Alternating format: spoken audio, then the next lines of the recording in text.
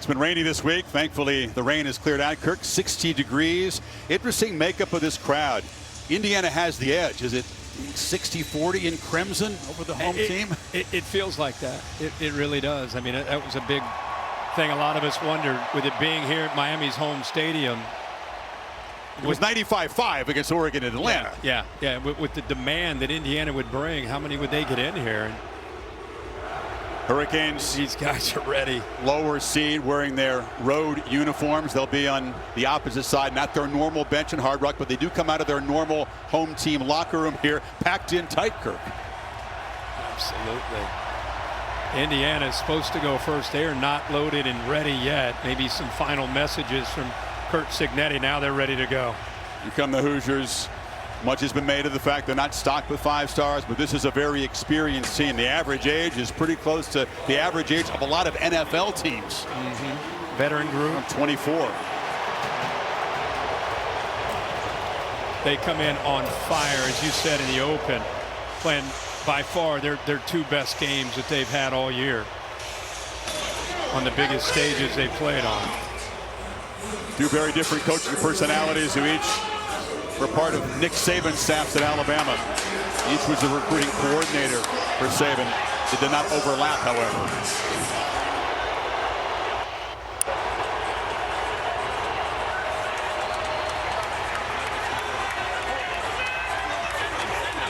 (1894), Kirk, the last time a team went 16-0. The Hoosiers have a chance to have one of the great seasons we've ever seen.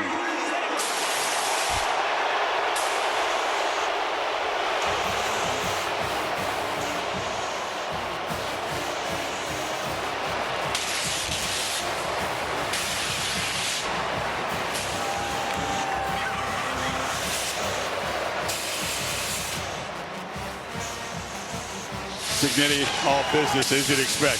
Here come the Canes.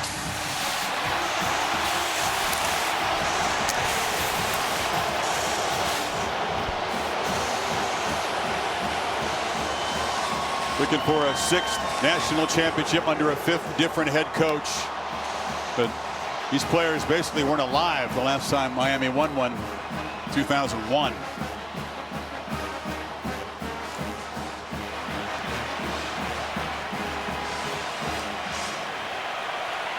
Both sides feeling deep emotions, just trying to keep it in check and do their jobs tonight. But there's going to be tears flowing after this, no matter who wins. A lot of them. See the faith of both these quarterbacks, how important that is. Just trying to get in the right mindset. In fact, both teams. So much of the game plan, confuse and abuse, as the Indiana defensive coordinator Brian Haynes says. They're in the spotlight for a reason and affecting Mendoza and Beck. Which side can do that best might decide the outcome.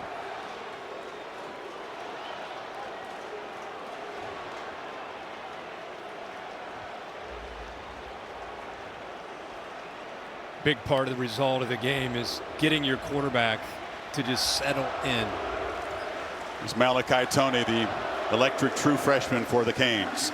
Back to John Magrino. The public address announcer will take us through this coin toss. Michael Vanderbilt, the Big 12, is in charge. For the Miami, Hurricanes. Michael Irvin.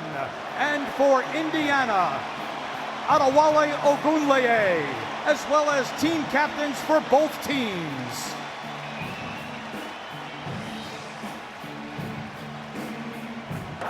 Go ahead and introduce yourselves, fellas.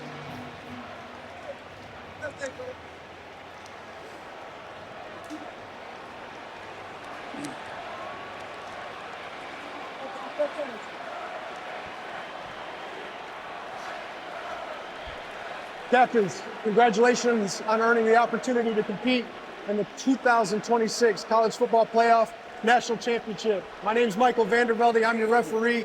My umpire is the Sheldon Davis. Honorary captains, thanks for being here as well. Miami, you get to call the toss. Today's coin features the logo of the College Football Playoff as heads. Hard Rock Stadium is tails. Heads, tails. Miami, what is your call? Tails. Tails? Tails is called. It is a head. Indiana, you won the toss. Defer, you want the ball. Which way are you clicking? Gentlemen, go ahead and turn your backs here. Indiana won the toss, deferred their choice to the second half. Miami will receive in this end zone. Gentlemen, have a great ball game. Great to have Molly McGrath and Holly Rowe on the sidelines. Holly is with Kurt Cignetti. Well, Coach Cignetti is still busy coaching right this second, Chris. Coach, you're going to defer to the second half. You're giving instructions right now. What is the most important thing your line of scrimmage can do to protect your quarterback so he can operate tonight? Give him time to make his first read and get the ball to number 2 or check down. You know, we've got to, but we got to be balanced on offense. If we can get, you know, which we've been able to do all year long. So they're good. They're going to make their share of plays. We just got to make one more. Thank you, Coach. Thank you. Imagine growing up going to games here in this stadium your whole life, painting your face orange and green, and then playing against your beloved Miami Hurricanes. That's Fernando Mendoza's job tonight. He said, I would be selfish if I make this game about me and my hometown. He won't do it. He's going to focus on his teammates. Now let's check in with Molly and Mario Cristobal. Thank you, Holly. Coach, you came back to Miami for moments like this. How will you and your team manage your emotions tonight? At the end of the day, take all those emotions and give it a direction and make it a one-and-oh mentality for every single play. All right, thank you, Coach. Good luck. And depth is a serious concern for Miami in their secondary. Xavier Lucas, their starting corner, is going to miss the first half of the targeting suspension. O.J. Frederic will play, but he was limited in practice with a leg injury. So true freshman Jabari Antoine will play a key role at the corner position for the Canes tonight. Chris, Kurt? They had to grow up quickly against Ole Miss. Some inexperienced guys pressed into duty as the Canes outlasted the Rebels. Here we go. The championship matchup very few could have foreseen. The Hoosiers trying to get to 16-0. The Canes trying to win a 6th national championship. We'll see back in the Canes offense. Brendan Frankie, who's been injured, returns. He's got a huge leg. This is unlikely to be returned by Keelan Marion. Frankie would attempt any long-distance field goals that Cignetti elects to try tonight. Well, check that. He boots it to the 1-yard line and a chance for a return. And Marion breaks through one tackle and he'll be stopped at about the 27-yard line. Tale of two different halves of seasons. We showed you Carson Beck's improvement in the second half in the CFP.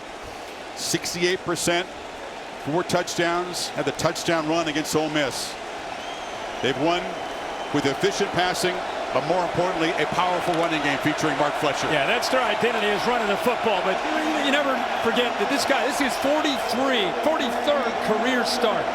So he's seen every defense that you're going to put in him. He really does a good job of seeing the field. Tonight he's got to command the offense and not make mistakes. On the other side, Aiden Fisher, the middle linebacker, who calls out often opponents' plays as he tries to use his film study, and Fletcher gets the first handoff, and Fletcher off the left side barrels forward, picks up about 9. That's what the Canes have been doing to opponents in the CFP. No doubt about it. What a way to start for Miami. Just as far as just a confidence builder for this offense. Positive yards with the way Indiana's been playing and dominating the line of scrimmage. That time he just does a nice job of following his instincts and bounces out to the outside where he had some grass. Both the safety and the linebacker converged into the interior, gave him some room to bounce it. He puts Fletcher over 400 yards so far in the CFP. 1,000-yard rusher on the season. 2nd and 1. They pitch it to the perimeter. Malachi Tony gets a block, and the speedster, the 18-year-old true freshman, good for a first down. Here are your impact players tonight, Kurt. Well, we just saw both of them. Yep. Mark Fletcher's going to have to really establish that line of scrimmage in the run game. Malachi Tony in space will be a challenge for Indiana. Really love the other side of the football. Elijah Hardy's been the leader, one of the great playmakers. They blitz him a bunch, 21 in the middle, and then D'Angelo Pons, who's in this area, has to have a big night in coverage. He had that pick 6 to electrify the start to that victory. Fletcher off the right side, brought down by Pons, who's from here in Miami.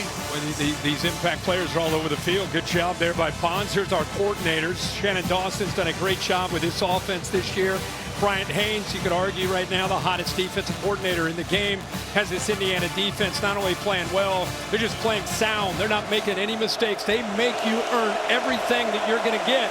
And they play a ton of zone, meaning the eyes of that 2nd and 3rd level are on the football for turnovers. Dawson said how he calls these 2nd down plays is crucial to avoid those 3rd and longs. Beck looking to throw, has plenty of time, retreating, and fires it into the bench. Nobody open.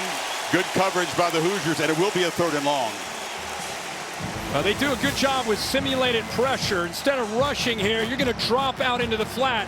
Beck with that motion, that's where he wants to go. You got a couple different defenders. You can see the confusion with that simulated pressure. They end up really dropping 8. Took away all the throwing lanes. Nowhere to go for Carson Beck. Good decision to just either eat it or get rid of it to set up this 3rd down. He was very efficient throwing the football on 3rd down at Ole Miss, especially in the game-winning drive. Tony's in the backfield and slips out. He's got the football, but not enough for a 1st down. Tackled immediately. A lot of Hoosier eyes on number 10. Roe Hardy brought him down. It's 4th down. Yeah, that's exactly what Brian Haynes was hoping to see tonight. Hold up well on early downs, get him to 3rd and long, and then be able to play zone with attacking linebackers and safeties getting downhill. Take away any threat downfield, make them have to throw it in front, and then rally to the football. That's what they've been doing all year, especially the last 2 college football playoff games, and they start the game the same way. Hoosiers hope they can have a special teams edge tonight. They blocked 7 punts in the 2 years that Cignetti has been there. 3 of them this year, including 1 against Oregon. Dylan Joyce gets it away. Jonathan Brady retreats and makes a fair catch, but inside the 5-yard line. So a brief drive for the Canes has pinned Indiana back for Mendoza's first possession of the Heisman Trophy winner, chasing a championship back in his hometown. We'll take the field when you come back.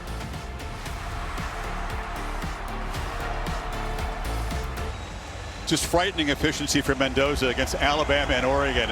More touchdowns than incompletions in those 2 games. Stunning accuracy, in particular against the Ducks. And again, let's give the offensive line in the running game an assist there. They have been living by their way. Like, they have dictated everything in these first 2 college football games. They're staying on schedule. They're throwing down at 3rd and 5. Very little 3rd and 7, 3rd and 8. Miami's goal is to set up, be firm against the run, try to get Mendoza into more obvious passing situations. Roman Hemby is the back, lined up to Mendoza's right in the end zone. They fake it to him, pitch to the edge, and the catch is made by Omar Cooper Jr., who slips a tackle and is going to be shoved out of bounds. 1st down. Here's the impact players, and Indiana's got the ball. Hemby, of course, in the backfield, number 1. You'll see he and Black. Both of those are kind of interchangeable. Boy, Charlie Becker's been on fire in the CFP, doing great things over the last 6 games. Ruben Bain, 4 on the outside, is the best pass rusher. And Keontae Scott, really one of the players who really embodies this Miami defense, the heart and soul at the nickel. And there's a handoff running right. Hemby knocked down.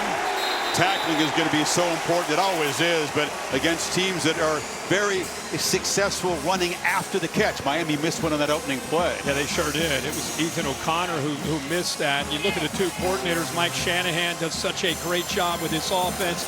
Again, the other team wants to control the line of scrimmage and run to set up play action and RPO. And Corey Heatherman, this guy has been an amazing story from where this Miami defense was a year ago to now becoming a real strength, one of the top defenses in the country. He worked for Cignetti at James Madison, Heatherman did.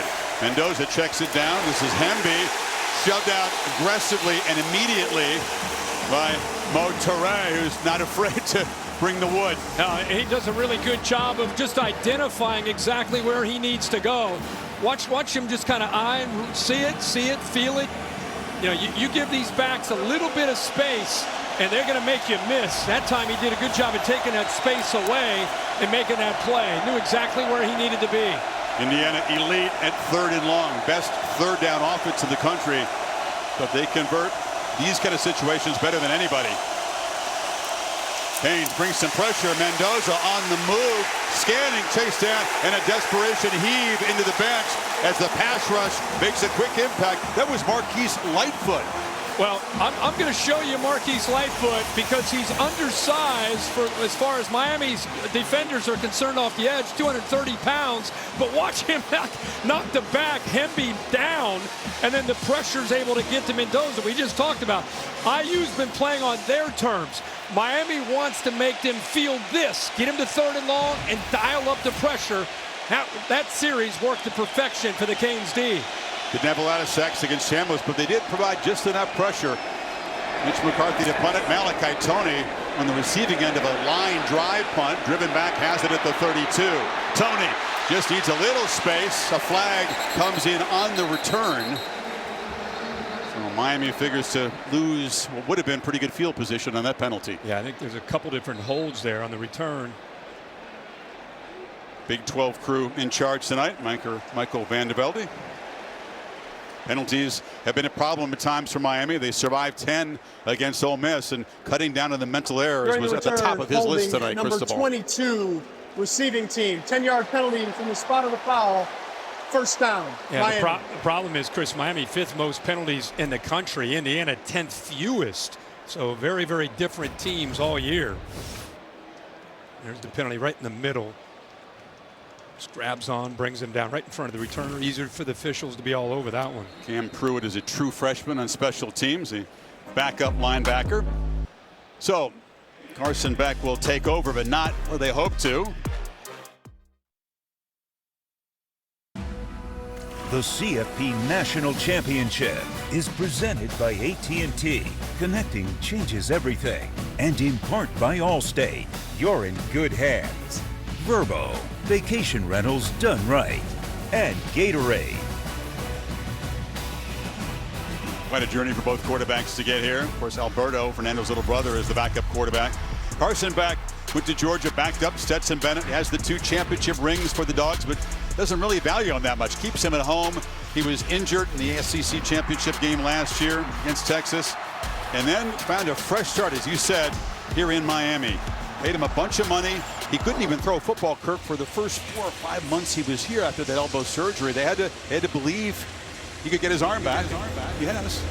And I would just go back to just say that when he played at Georgia, he was undefeated one year until he lost to the SEC championship. Last year he had some great moments as well. So it's not like he came in here struggling. The guy is a winner, and again, he's going to have to play well tonight. Fletcher off the right side. They're more successful running to the right behind Inez Cooper and big Francis Maui-Noa. Yeah, that's their strong side. Cooper's really the leader, the 4-year starter, 73, the right guard, kind of the heart and soul of the offensive line. Maui-Noa is just one of the best offensive linemen in college football. Some people think he's a top 10 pick. 6'6", 335 pounds there at the right tackle. When they need a yard or two, they're going behind the right side. We get 4 on first down, and runs like that are going to be important really for both sides. Line of scrimmage is Miami's formula to win this game. They'll take 4 on first down. Fletcher again. Indiana's so good at penetrating the backfield. That's big Mario Landino, who was a tremendous player against Oregon, forced a couple fumbles. Yeah, and we just kind of talked about this matchup right here with 61. Maui-Noa, look at that work. You get to the edges as a defensive lineman and you're able to finish. And Kamara's being at it. They need him to step up the way he has these last couple of games with the injury to Stephen Daly. He got inside of Maui-Noa, and with his force and strength, able to get by him.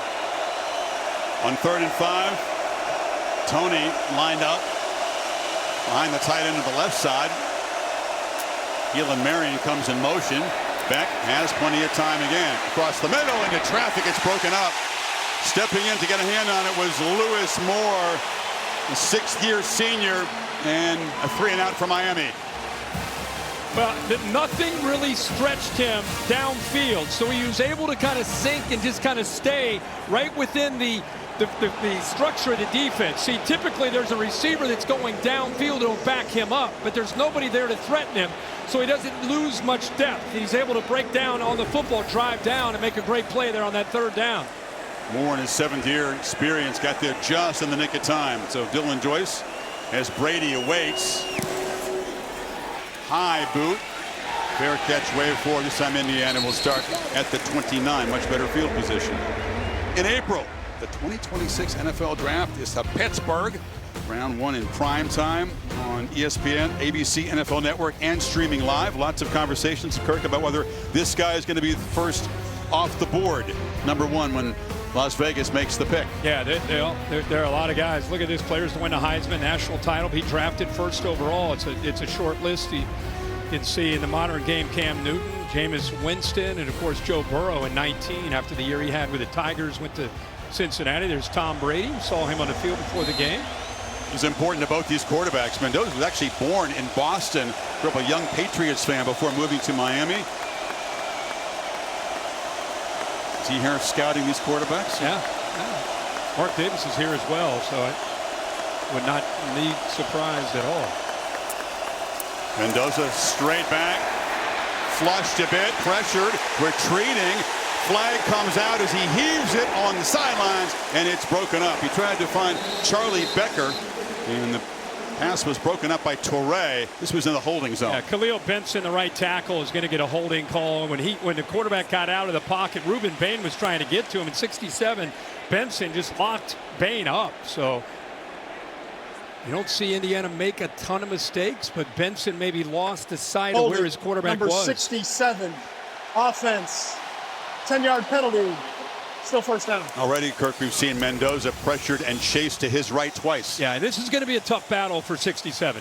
Benson's a good player, but he's going up against an elite player. You talk about Pittsburgh in the draft.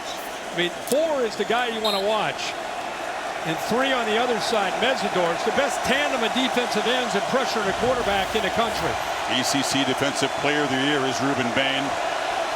With the game plan for him, see what the Hoosiers do to adjust. Quick throw across the middle, catch made, and running after it is Cooper. Cooper breaking tackles out across the 45 yards after the catch. But it's an RPO, a slow developing RPO. He's reading Torre right here. You make the decision. Is he coming up?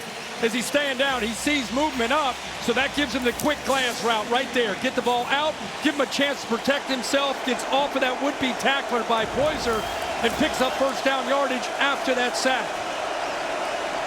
Trouble spot tonight for the Canes with shorthanded and already a couple missed tackles by that secondary. This is Halon Black falling forward as these Hoosier tailbacks always seem to do out near midfield. Yeah, I mean, again, they're a team that it's usually at 2nd and 6. They're really comfortable with it. They're double teams. They don't climb too early up to the backer.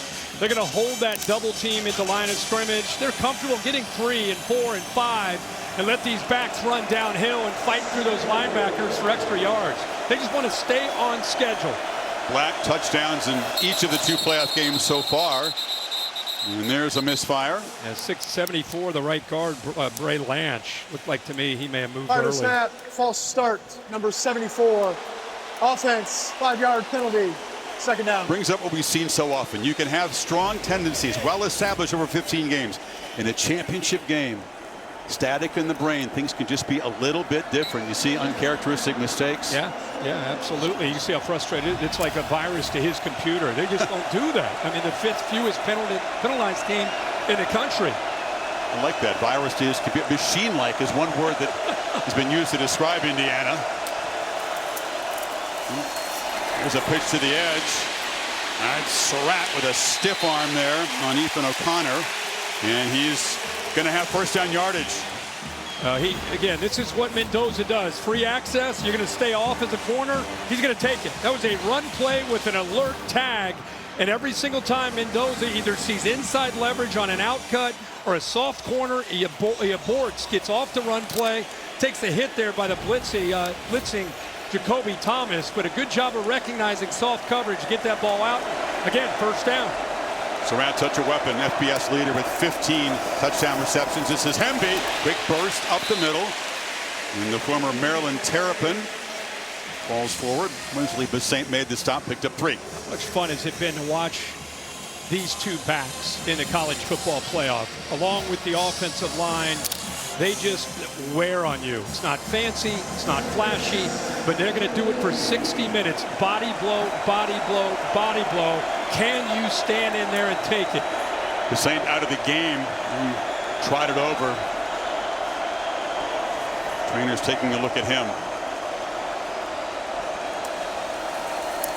2nd and 7, pocket closing in, but Mendoza stands and delivers. It's another first down strike for the Hoosiers inside the 35.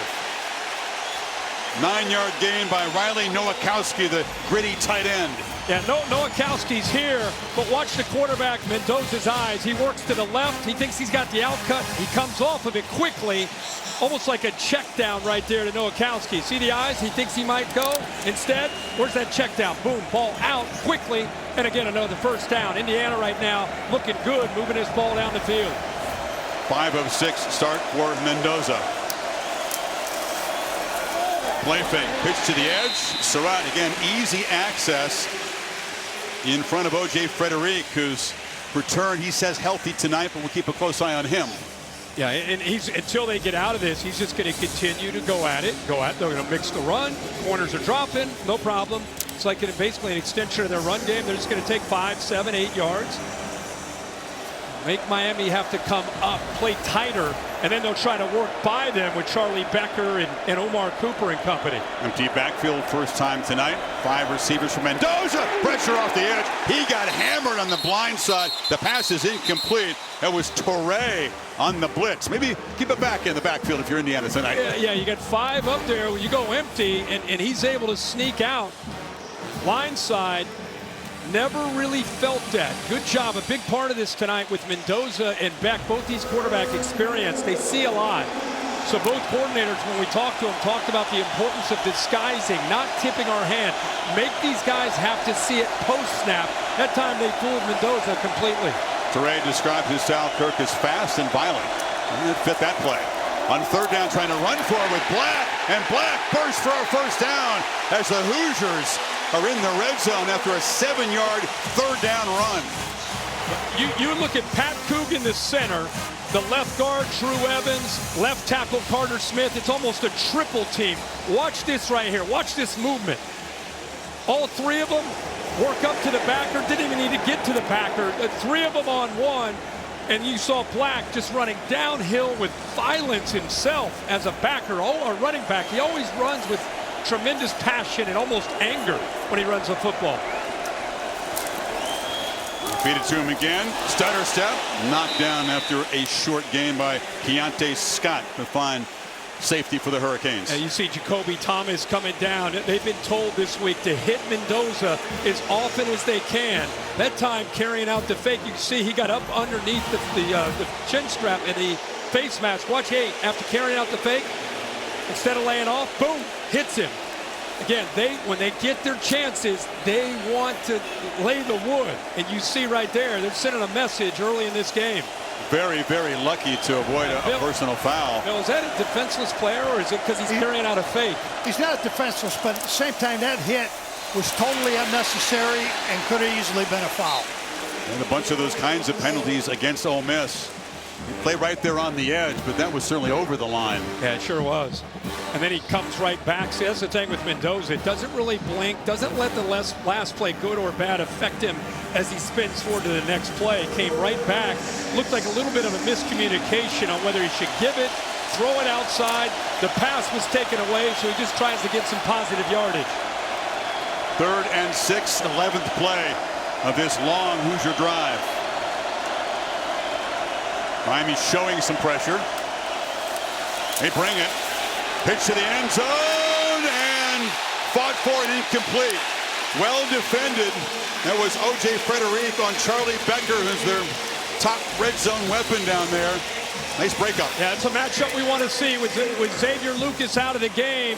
Frederic is not surprised at all with the ability to get his head turned around and get in position, and they will allow the corner to get handsy if his head is locating the football. 29 does a great job in phase, getting his head turned around, so they gave him a little wiggle room there, pushing back and forth with Becker. So Niko Radicic, almost automatic from 34 yards. Indiana, the quarterback bleeding a little bit, draws first blood in this game. The Hoosiers, 12-play drive on top, late first quarter here at Hard Rock Stadium. Hoosiers on top. Miami fortunate to avoid a targeting against Jacoby Thomas. Bill LeMonnier, is that worthy of a targeting flag? Yeah, he came in with, the first view, I didn't see that part of it. I thought it was just a late hit. But this one here, he came in crown of the helmet right into his head. They cannot afford that, Kirk. Already Xavier Lewis sitting out the first half, the safety for targeting against Ole Miss. That would have been a disaster to lose Thomas. Yeah, no doubt about that. And I'm with Bill. I'm surprised we didn't see a flag come down. But I think carrying out the fake, quarterback is in play. Maybe they held the flag because of that. Gillen Marion, the kickoff return out across the 25. So Miami trying to get the offense going. Coming up at the end of the first quarter, catch a special look at the new movie Send Help, only in theaters January 30th.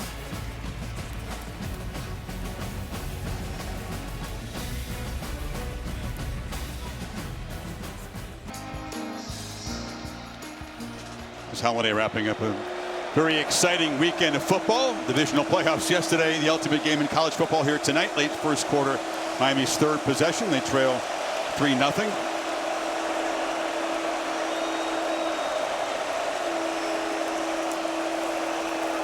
Beck looking to throw on first down. Loops it, and it's tipped and incomplete. Hoosiers do such a good job of getting hands on passes. That was Roe Hardy drifting back as he tried to find Bauman, the tight end. Yeah, Roe Hardy ends up getting back there, and I think Carson Beck, usually you're reading the corner. That time Moore was playing that corner. He was up tight, and I think that's why he thought he could go up and over top of 7. I don't know if he saw the middle linebacker Hardy getting out there into that passing lane. Did a nice job of getting up to knock it away. And then Moore did a nice job dislodging the ball from Bowman. So 2nd and 10. Beck zips it far sideline again. Pass broken up by D'Angelo Pons, closely covering C.J. Daniels. You see why this guy is an elite player at 5'9". And Chris, watch the technique. Watch the right arm come up, and then see how quickly he is able to drive back on the ball. It's a really nice technique that he uses here. It's not interference, just kind of measuring where that receiver is. And then because he reacts so quickly, he's right there where he needs to be able to knock that ball away. That's perfect. But the difference between the way the corners on these two teams are playing is so far tonight. Hoosiers all over Miami receivers, conceding nothing. 3rd and long, pressure comes. Beck's going to be racked up and sacked by Aiden Fisher, the captain, an emotional leader of this Indiana defense. And the Hoosiers are flexing on D as they often do early in games. Now he's going to blitz. They blitz these linebackers quite a bit, and he's just going to come right up the middle, able to get pressure. Fletcher, who's usually pretty solid on 3rd down and pass protection, 4-on-4, he just shakes it, goes right around him, and comes up with a big sack for the Indiana defense. You're right, they count on Fletcher. Not his best effort there, and the Canes' 2nd consecutive 3-and-out. Little pressure on Dylan Joyce, the punter, and it's off the side of his foot, but takes a good bounce for Miami, and will finally be down at the Indiana 27-yard line. Aerial coverage tonight brought to you by Goodyear. Tried, tested, and proven legendary. And our thanks to Chris Pratt for voicing the T's, setting the tone tonight. He stars in the new movie Mercy in theaters and in IMAX 3D this Friday. 54-yard punt. Mendoza back to work from the 27. Surprise Miami, who talked to us all week about being patient with their play calling. Gotta run the football. Gotta run the football. We can't get impatient. 3rd series, 3 straight passes. It's not the formula or the recipe they're looking for tonight against the IU defense.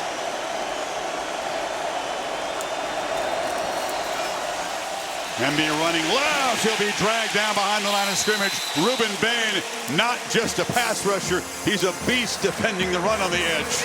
Wow, is he ever. What a job first with the club. Watch the right arm club 37. Boom, right there. And now it's a foot race. Keep in mind, this guy's 270 pounds. They say he practices at 1 speed. Same speed, game speed every single day. And you can see how it pays off for him. He's having a monster year this year for the Canes. 6-yard loss on first down. Hand it right off into the teeth, and that's big Ahmad Moten wrapping up Hemby after a 1-yard gain. 3rd and very long now. Well, you get so caught up with Mesidor and Bain on the outside that sometimes you forget about what's going on in the interior with the speed that they have, and these guys are healthy now. Look at that. Just delays them. This is an offensive line that we've been bragging about all year about how sound they are, and they are. How well they work at double teams. It's hard to get off of them. Back-to-back plays by Bain, and then that time Moton showing you the quickness and the difference makers they have up front. So the Pro Football Hall of Famer who coaches these defensive linemen. You got a speed rush package in here. Bain, Mesidor, Lightfoot, and Blunt. And it's a screen. Long way to go for Hemby, who's going to be knocked down. So the pass rush and the play by Bain on the first down run. And the Canes get a stop. Again, you talk about a series where your best players make a difference. After they gave up that field goal, that long drive, Ruben Bain took that series over. He tried to throw a screen. There's no time. He's in there before you even have a chance to get the lineman out in front. But the Hoosiers' defensive strength, the story of this first quarter. 3-0 Indiana. Now stay tuned for a special look at the new movie Send Help, only in theaters on January 30th.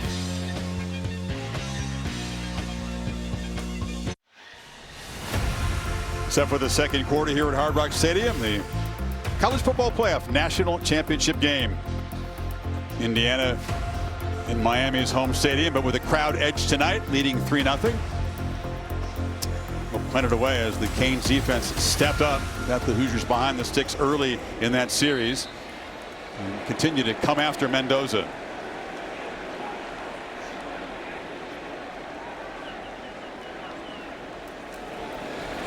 Murphy rolls and boots it, and Tony has a chance here, and he slips as he tries to make a cut. Did he go down? Tony's still running. Incredible balance. If he did stay up there, looked like he was going to head to the ground as he slipped, making a cut on the turf.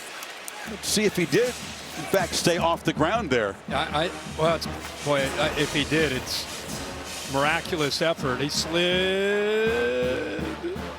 There, nope. He's down. He's down. There he's down. I was going to say, wait a minute. I know he's agile. I know he's got tremendous balance, but that would have been amazing. So they'll obviously spot that and re-spot the football for this Miami drive. That's all the way back to the 31. Knee was down. It's first down, Miami, 31-yard line. That wasn't his knee, Michael, but he was down. Remember last time Miami had the ball, I just mentioned how they threw it 3 straight times. They talked about the importance of being patient. I bet you they're going to go back with Shannon Dawson running the ball. Remember, Indiana outscored Oregon and Alabama in the first half of those 2 CFP games, 52-7 in the first half. Miami's got to feel pretty good into the first quarter, down 3-0. I think they got to get back to that run game. And they do hand it off on first down. You know, Shannon Dawson told us he's impatient by nature. Opponents know it. They kind of count on him getting impatient with the run game. Key test for him tonight in that department. Yeah, I mean, and he'll be the first one to tell you. You know, he grew up with Dana Holgorsen, and you know, a lot of that offense was attacking, and not that he doesn't have that ability, but they much prefer to run the ball. When he was a little tempo, he said tonight. This is a pitch to Daniels, and the veteran, former LSU player, tackled quickly by Lewis Moore. 7-yard gain sets up 3rd and 2 now. Nice job by 2 things. Offensive line to give Beck enough time because he was working really that left side. Indiana playing zone. They're just trying to take away these easy throws. So he had to work from his left all the way back to his right to find C.J. Daniels. Miami 0 for so far on 3rd down, Kirk. There's that quick huddle you're talking about. Marty Brown tests the middle and is pushed right back, gets nothing into the teeth of the Hoosiers. In Miami, if they can't succeed on plays like that, it's going to be a long night. Mikal Kamara made the play. And even with that quick huddle, nobody's surprised from Indiana. It's very disciplined, ready to go. Here's the backers coming down from the second level. Kamara's going to work his way around, so you'll see both these guys make this tackle. 4 and boom, 6. Good job of using that movement up front, effective communication. Kamara gets free to help out with Aiden Fisher to keep him short of the sticks. Indiana's defense So good at setting the tone in these first halves of the game, how dominant they are. They put the offense in great position, and they've done so again here. 3 consecutive 3-and-outs for Miami. Back after these messages, you're watching the College Football Playoff National Championship presented by AT&T. Struggling, Kirk. This defense going to have to continue to play like this and keep them close. Yeah, I think a big thing again was emphasized. They got to get after Mendoza. He's been very clean in the first 2 college football games. You could argue, hey, was that a dirty hit or not? Listen, Miami's defense right now, they have a great deal of respect for Mendoza and Indiana, and they came into this game thinking we've got to out-hit them. We got to be the most physical team. And so far in these dropbacks, you can see those are entire games. This is just 3 series and what Miami's been able to do so far.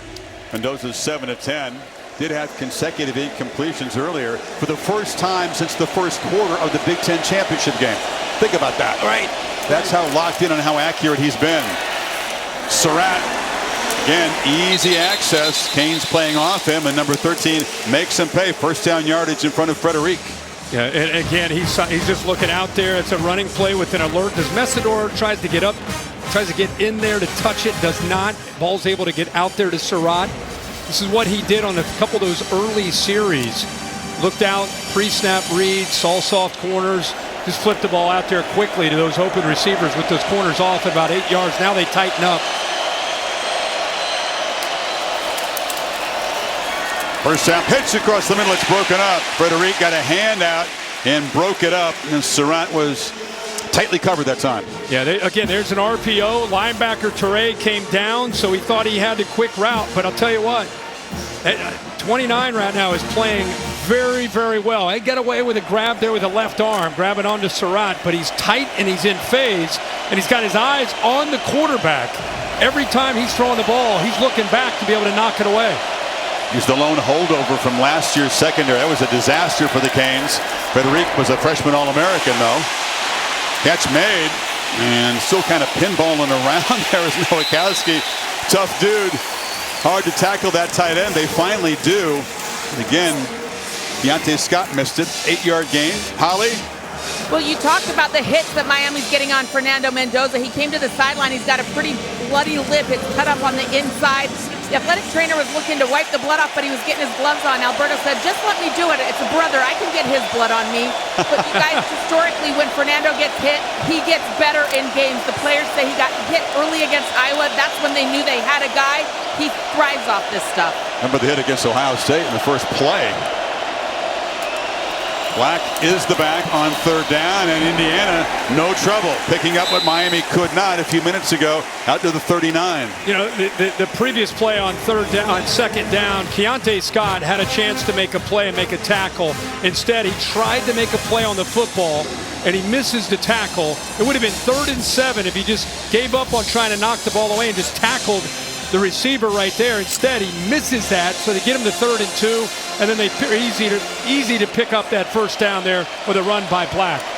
Hoosiers have lost 1 fumble, and it was back against Old Dominion very, very early in the season.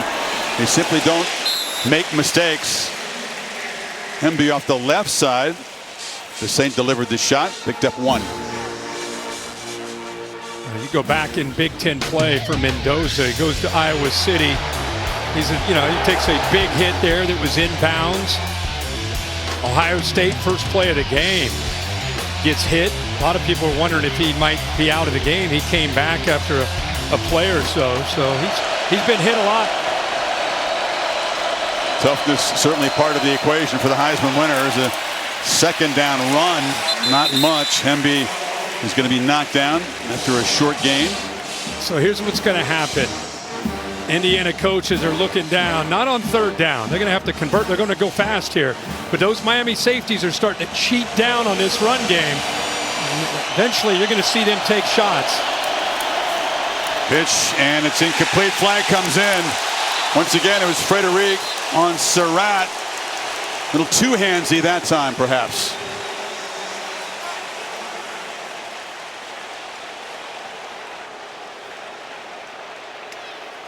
It's right in front of Signetti. Pass interference, number 29. Defense, stop foul, automatic, first down. Bill, quickly, the difference between that and the previous ones where he's been pretty handsy on some of the other covers as well. He's got a restriction there that's preventing the receiver from getting turned to the ball. Got it. Cristobal doesn't like it. Cincinnati, by the way, has been working the officials in every single timeout. Unhappy with the non-calls early in the game. So Indiana in Miami territory and unable to escape. Ahmad Moten. Hemby that time hit immediately. There's the big 300-pounder from Fort Lauderdale, the tackle for loss. You want to see a matchup tonight? Moten in the inside with Coogan, the Rose Bowl MVP, right in the middle. These guys have been going at it a lot already. Moten has made a few plays where he's been able to get around Coogan, who's very gifted. Transfer from Notre Dame, played in the national title last year against Ohio State, but 99 against 78. What a battle. Omar Cooper is in the backfield. Now motions out on 2nd and 14. And they run it again right into the teeth. Hemby, not much. Picked up a yard. Bain again on the play. 3rd down and long. Yeah, Bain's not even supposed to be in this play. This is just a play into the interior. He's way out here. But this gives you an idea of his suddenness. Plays downhill, boom. He's able to finish on it. I mean, he really has instincts of a linebacker and vision of a linebacker. He's just playing off the edge at 270 pounds.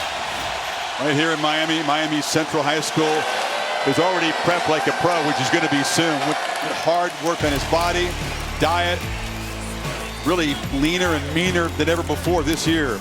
Timeout taken.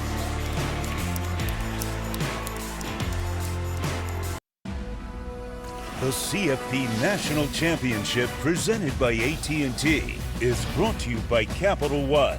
What's in your wallet? Taco Bell. And Dr. Pepper. Stay tuned after the game for the trophy run, presented by Dr. Pepper. Progressive Hall of Fame, Christopher Columbus High School, small Catholic all-boys school. Mario Cristobal will show you high school teammates of Fernando Mendoza's father. That's the watch party there. School's out, by the way, tomorrow. No class, because they'll be celebrating either a Miami victory or a victory for alum Mendoza. Albert Mendoza, of course, there as well. Bryce Fitzgerald, Ryan Rodriguez are players on the Miami side. Columbus graduates. The Explorers. Love it. Such good high school football down in this region. So many good programs. 3rd and 13. Miami with the speed rush package in the game. Mendoza running out of time, and it's too high. Yeah, he had a free play because of Ruben Bain jumping. So I don't know if he knew he had a free play, but he takes a shot downfield, tries to hit a seam. Try to time up the snap count here. Offside, number 4, defense, 5-yard penalty, 3rd down. Let's see if that's costly. Miami uncharacteristically has been bringing a lot of pressure, dialing up a lot more blitzes than we've seen from them all year. 7 of the 13 plays have been blitzes when he's dropped back. No opponent more than 50%. Mendoza got hit low by Mesidor there, so 3rd and 8 now.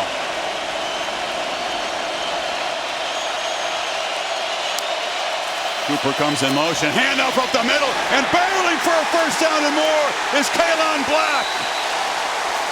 Catching the Canes off guard, rumbles for 21. You got both the inside linebackers walked up here. Watch the block right here by 62.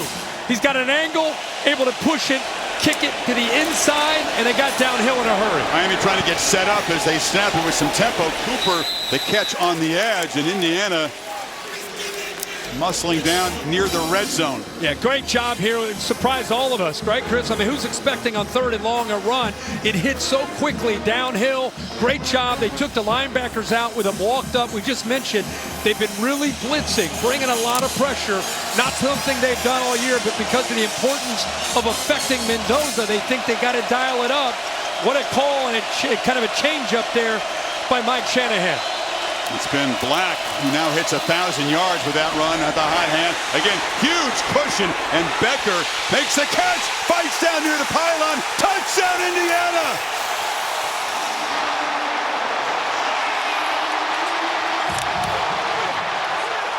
85-yard drive.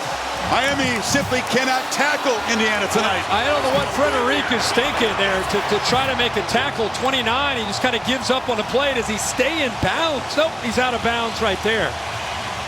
But what a job. Once again, Mendoza saw the cushion that you mentioned and just took it. Came off the run, took this, and now instead of tackling, they're trying to just get the football. The foot is obviously out of bounds. Very poor effort by O.J. Frederic there on trying to make that tackle. Watch 29. There's the cushion, easy first down. Poor effort there by 29, and then great effort by Becker, who's just been on fire over the last 6 games for this Indiana offense. Looked like Frederic was pointing at Thomas, thinking he had him, but... Yeah, let's all have him. I mean, if you're on defense, I'm not worried about pointing at anybody. Let's make a play. I mean, it's a national championship. You got to tackle. Well, this secondary we knew coming in was a concern. Pass rush is elite, but if you can beat the pass rush, these guys have been a little bit vulnerable. And not having Xavier Lucas, one of the starting corners, in for the first half because of targeting against Ole Miss. You can debate whether or not it makes sense to keep a guy out of a championship game half for that. But the guys who've stepped up and tried to fill in, getting beat tonight. Yeah, and no, they're going to. I guess we're going to take a peek again where he stepped out of bounds. Looks like right around maybe the 5-yard line. But Chris, let's not forget, 6-yard line. 3rd and 6, pass interference on Frederic. Yep. 3rd and long, offsides on Ruben Bain. Keeps the drive alive, shortens the distance that they have to do to keep this drive alive. And then the big run on that other 3rd down call. And Becker, matter of time till 80 starts making plays. He makes a big one there. How about he really got his opportunity when Surratt went down with the injury. Becker's opportunities went up. And man, is he taking advantage of them. They can't get him off the field anymore. Tom Allen recruit, the only holdover in this receiving core from the pre-Signetti era.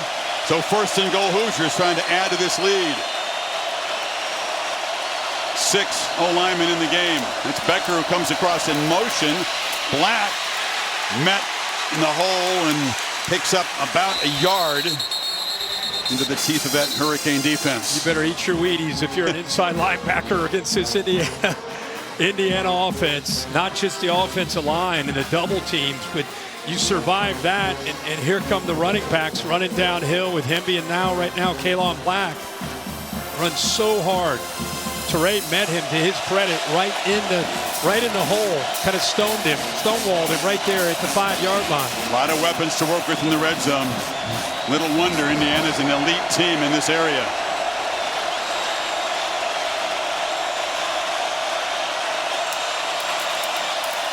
Black spun down at the 1. Signetti and Mike Shanahan, who calls the plays, choosing to try to beat Miami at their own game. Pure power football, running middle. Oh, yeah, and that's their game. I mean, that's what they do. Again, watch how hard these guys run. There's the double team, trying to get up to the backer. Reminds me of Isaiah Pacheco for the Chiefs when he was at Rutgers. The way he runs, especially the way Black runs. Just bad intentions running into the teeth of that defense. Nowakowski, the tight end, lined up as a fullback in front of Black on 3rd and goal. Yeah, Miami looks like they're going to call a timeout, try to get things on the same page on this 3rd and goal. This will be the 14th play of the drive. Miami has 14 plays in the whole game. This 14th play of the drive coming up. Miami highly values ball control, time of possession domination. Hoosiers turning tables so far tonight, midway 2nd.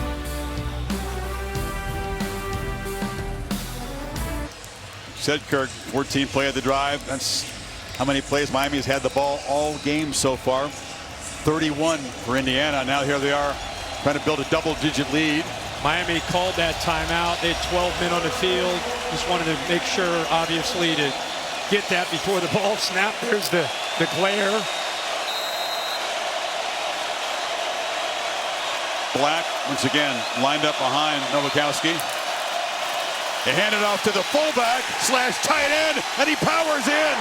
Touchdown, Indiana. A dominant start here for the #1 team.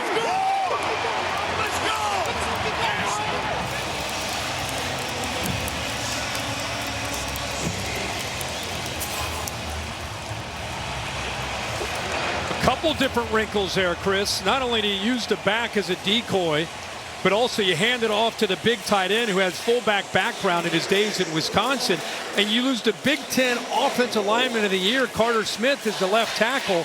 Use him in motion as a fullback up into the interior of the offensive line. Benedict adds the point. They say he's the glue, does the dirty work, tremendous blocker in the run game. He can catch the pan and run with it, and then tote the rock too. Absolutely. There's so many different things. The last drive, trying to be able to get as many yards as they can. 3rd down and 8, running the football to be able to get that first down. That was huge. Huge play. Thought this might be a touchdown. He stepped out of bounds, but a good job of converting again with Charlie Becker. And then they're able to finish the drive off with Nowakowski with Carter Smith leading the way to give the Indiana Hoosiers their first touchdown of the game in the national title. Talked about Cristobal's background, the identity of this team. They believe they're the stronger team in the line of scrimmage. They believe they should own the trenches every game. Indiana completely dominating on both sides so far tonight. And Cignetti overflowing with emotion on the sideline. He expects that. That's why he says he doesn't react with joy. What am I supposed to act like it's a big deal? That's what we're supposed to be doing. Yeah, he's got to do it again. He's already thinking about the extra point, kickoff coverage. He's got his mind elsewhere. No time to celebrate. He admits he might celebrate tonight, and if things stay on this path, he'll crack open a couple of cold beers. Now, how can you get Carson Beck going here? Well, I think if I were right now trying, first of all, you got to just keep your cool. There's a long way to go, and Shannon Dawson's going to stick to the game plan. You know, they ran for 175 yards in the game against Texas A&M on the road, 153 on the ground against Ohio State, 191 against Ole Miss. Tonight, 4 possessions, only 10 rushing yards. And Fletcher, his last carry was with 10:07 to go in the first quarter. That was almost an hour ago. This is the last time he carried the ball. Had that big gain. His very first carry was successful. Since then, Indiana has smothered the run game. This is Fletcher again. They do a great job of kind of driving the pile forward behind this big back. That's up 5. That's who they want to be. I mean, that's who they've got to be to set up their offense. It's not fancy. We got some pushing and shoving going down, but that's who they want to be. Get behind that right side of the offensive line. Fletcher finally gets his hands on the ball, and then sprinkle in Malachi Tony on a jet sweep. Get him the ball in space. But they've got to be able to. You want to be Mario Cristobal, and you want to beat Indiana at their own game. You got to rely on that offensive line in the physical running of Fletcher and Brown. After the play, well after the play, Fletcher up there pointing at big Tyreek Tucker. Frustration, no doubt, has to be building on Miami's side. Not used to experiencing this.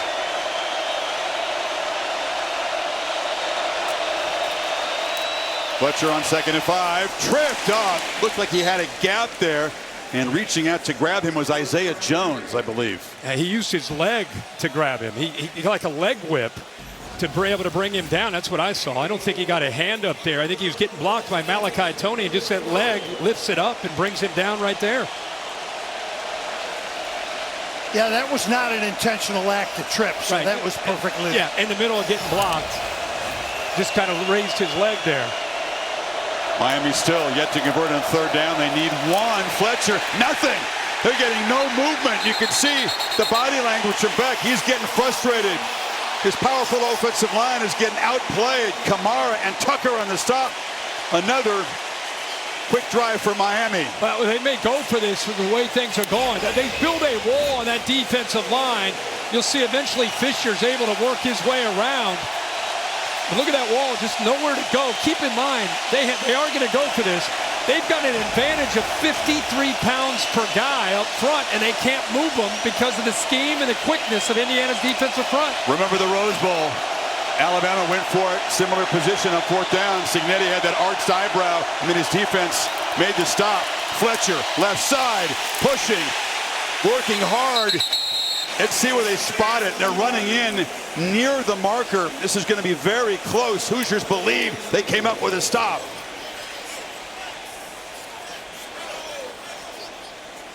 It is a 1st down by the nose. He doesn't buy it. That's what it took to be able to pick up their second first down of the game. 8 offensive linemen, if you include the guys they brought in at fullback and tight end. 8 offensive linemen, and you can see the football. I knew we'd see that. He got it by, just a couple inches. Replay did look like the ball had gotten that mark by the time he hit the ground. First down throw, and wide open is C.J. Daniels. Finally, an explosive play with a pass game for Miami. They're at the Indiana 40. Again, pushing and shoving way back behind the play. And a great job here, and we'll be able to work this levels concept. Here's Daniels right here. He's just working to that second level. He's able to get around more the safety, and a heck of a job there from a timing standpoint by Carson Beck. Got back, had confidence. He had Malachi Tony underneath, had the confidence to make the throw up and over more the safety for a good call there on 1st and 10. You run it, and then you mix in play action. Nice layered throw. He does that very well. Beck hoping he can build on that 25-yard gain. Tony on the edge. Signetti said they'd have multiple plans, me and Brian Haynes, to stop number 10 because one plan isn't enough. So far, so good. Yeah, they're doing a good job. Malachi Tony hasn't had a lot of space to work with. And, I think that they have a really good feel based on Malachi Tony moving, pre-snap movement when he motions out to this time where Keelan Marion was, number 0. That's an indicator. They feel like there's a few tails on when they go with that quick tunnel screen. They reacted very quickly on that one to bottle him up. 3 catches for Tony, but only 11 yards. Closing in on the 2-minute timeout. And Miami will not snap it. So Indiana in charge, 10-0. Miami before halftime trying to put something on the board as the Hoosiers will get the football to begin the second half. All crimson and cream on the Canes home field so far tonight.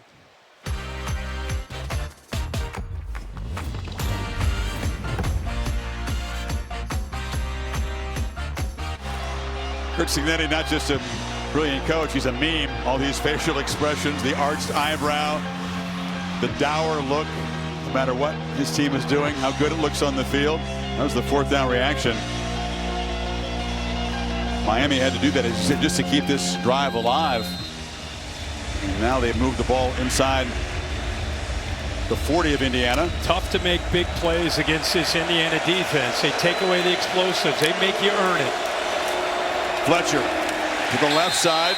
Quick penetration. That was D'Angelo Pons off the corner to grab the running back by the ankles. Yeah, it's amazing how corners a lot of times are known for their ability to cover, but this guy is 173 pounds, 5'9". He just goes right around the offensive lineman. I don't know if they didn't see him. They just ignored him. He's a little guy. Don't worry about him. He goes around him, gets low, brings Fletcher down. I don't think the play design accounts for a guy that quick to get in there. Yeah. I mean, he just... Markel Bell was pulling around, didn't even worry about it. Here's a 3rd and 8. Miami really not in solid field goal range. Quick pitch. Keelan Marion makes the catch. He's spun down short of the marker. It's going to be about 4th and 2. Kamara made the play, and then does Cristobal go for this one? Yeah, that time they tried to use Malachi Tony as a decoy in motion. Jet sweep, try to catch the defense's eyes, and then go back to the boundary to Keelan Marion. It actually got him some positive yards with the defense completely dialed in on Tony, who has 3 catches, only 11 yards. They're going to let this clock go down. Well, that gain moved them into field goal range. Carter Davis, this would be about a 50-yarder. Let's see if he's going to let it run down, take a timeout. Oh, yeah.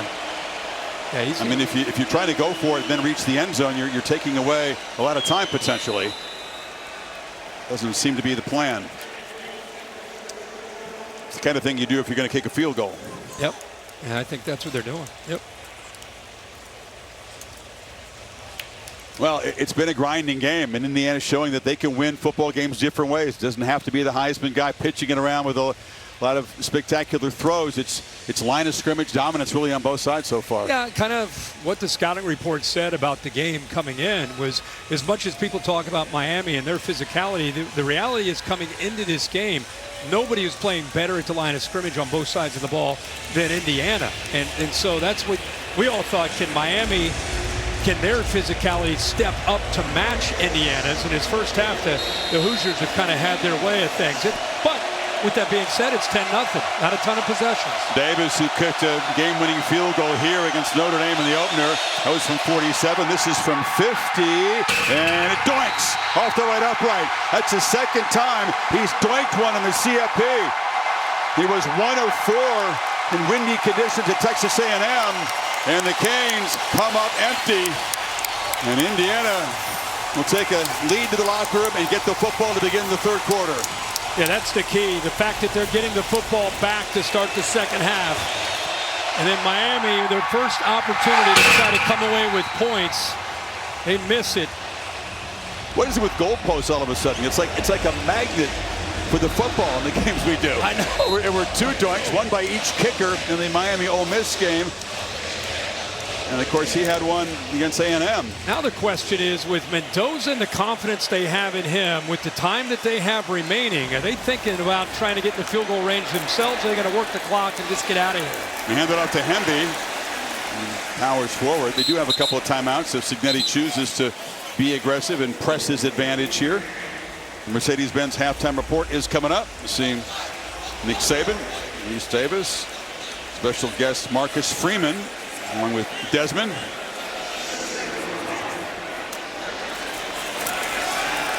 Mendoza from the pocket, low throw, catch made right at midfield by Becker. Indiana's got their long distance kicker Brendan Franke back. They don't need to get too much farther to give him a chance. Clock winding down to 3 seconds. I think he's hollering. I think he expected to take that timeout earlier. They had 2 to work with. Holly? Guys, you were talking about Brendan Franke. He's their long-distance field goal kicker, but he's been hurt. He had surgery this year, and he hasn't had the range. I just saw him running sprints. He was going about 50 yards down the sideline, making sure his groin, hamstring, and legs are warmed up. He hit a 57-yarder in practice this week here in Miami, so he's ready to rock. He was putting in some mileage down here. He hit a 57-yarder in warm-up that hit the net, so he's got a strong leg. Just go back, they ran the football, and then they just kind of let the clock, they had 2 timeouts, they let the clock go down. I thought they might get aggressive, and then they threw the football, and they get positive yards, but they wasted at least 15 seconds by just running the ball and not necessarily having a lot of urgency. So 3 seconds left, the ball's at midfield, but boy, they could have had a lot more time to work with. They're going to reset it to 5, but I agree with you. Becker made the catch plenty of time. You think it's certainly there in Frankie's range with one more completion. Yeah. Now they got the 1 timeout. You wonder if you're going trips into the boundary, try to get something out of the hands of Mendoza quickly to just try to get closer. Miami's playing it like it's a Hail Mary. They're way off those receivers, and that's what Mendoza's thinking as he steps back and launches into heavy traffic near the pylon, and it's going to be incomplete. Becker was out there, but well defended. So Miami comes up empty, the late field goal miss, and Indiana with 169 total yards, dominating the clock and the stats. Into the play here, Becker working with Jacoby Thomas, who does make the grab, but well out of bounds. Go to Molly with Mario Cristobal. Coach, down 10-0 after that missed field goal. What will you emphasize at the half? Well, I think one thing, we're finally trying to get some offensive stuff going. Defensively, we played a great half. We hurt ourselves with that 1 penalty, sustained the drive. And then down here, we got a good call to try to make a play, and we didn't get it. We didn't communicate it. So we've got to go in there. We got to fix our own stuff. They're a really good football team. We got to play Hurricane football. All right, thank you, Coach. Holly. Coach Cignetti, they're hitting your quarterback. How is that impacting your offense and his ability to get into a rhythm? Well, there's 3 personal fouls on the quarterback not called in 1 drive that need to be called because they're obvious personal fouls. I'm all for letting them play, but when you cross the line, you got to call it. And they were black and white calls. So we got some 3rd down conversions on cross against double mug. That's helped. We got a 2-score lead. Defense hasn't let them in the end zone or on the scoreboard. We'll get the ball first. Sure, it'd be nice to go down there and score a touchdown. Thank you, Coach. You're welcome. Comprehensive, thorough, surprisingly so. Signetti and the Hoosiers come down to South Florida. They have the crowd edge here and a 10-0 edge at halftime. Mercedes-Benz halftime report coming up. You're watching the College Football Playoff National Championship presented by AT&T.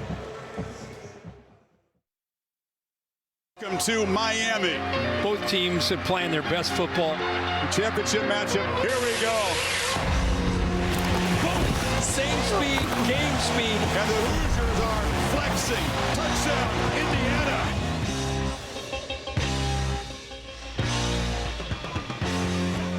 Set for the second half in Miami. The College Football Playoff National Championship presented by AT&T. Home stadium of the Hurricanes. Crowd edge, Indiana, and a 10-0 lead for the #1 team. 30 minutes away from a 16-0 regular season and the school's first national championship. What can Miami do, Kirk, to prevent that? Who's got the ball to start the third quarter? Well, their defense is playing pretty well. You know, they're going to have to continue to try to take away some of the space for those easy access throws that Mendoza's been taking. Really, it's about their offense. We saw them put together their best drive there at the end of the half. I think it's quick hitters with all that Indiana movement on that defensive line. You got to hit some quick hitters with Mark Fletcher. Got to get back to being able to run the ball to set up their play-action game that can be so dangerous.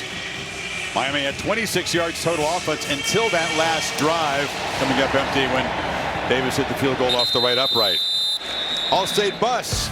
Last stop for Sam. It's been a long year. Here he is going down the racetrack outside the stadium. What's the All-State good hands play tonight? Yeah, we're going to talk about the adjustment that Indiana's made against the respect they have for Ruben Payne and company. A lot of RPOs. A lot of quick ball out.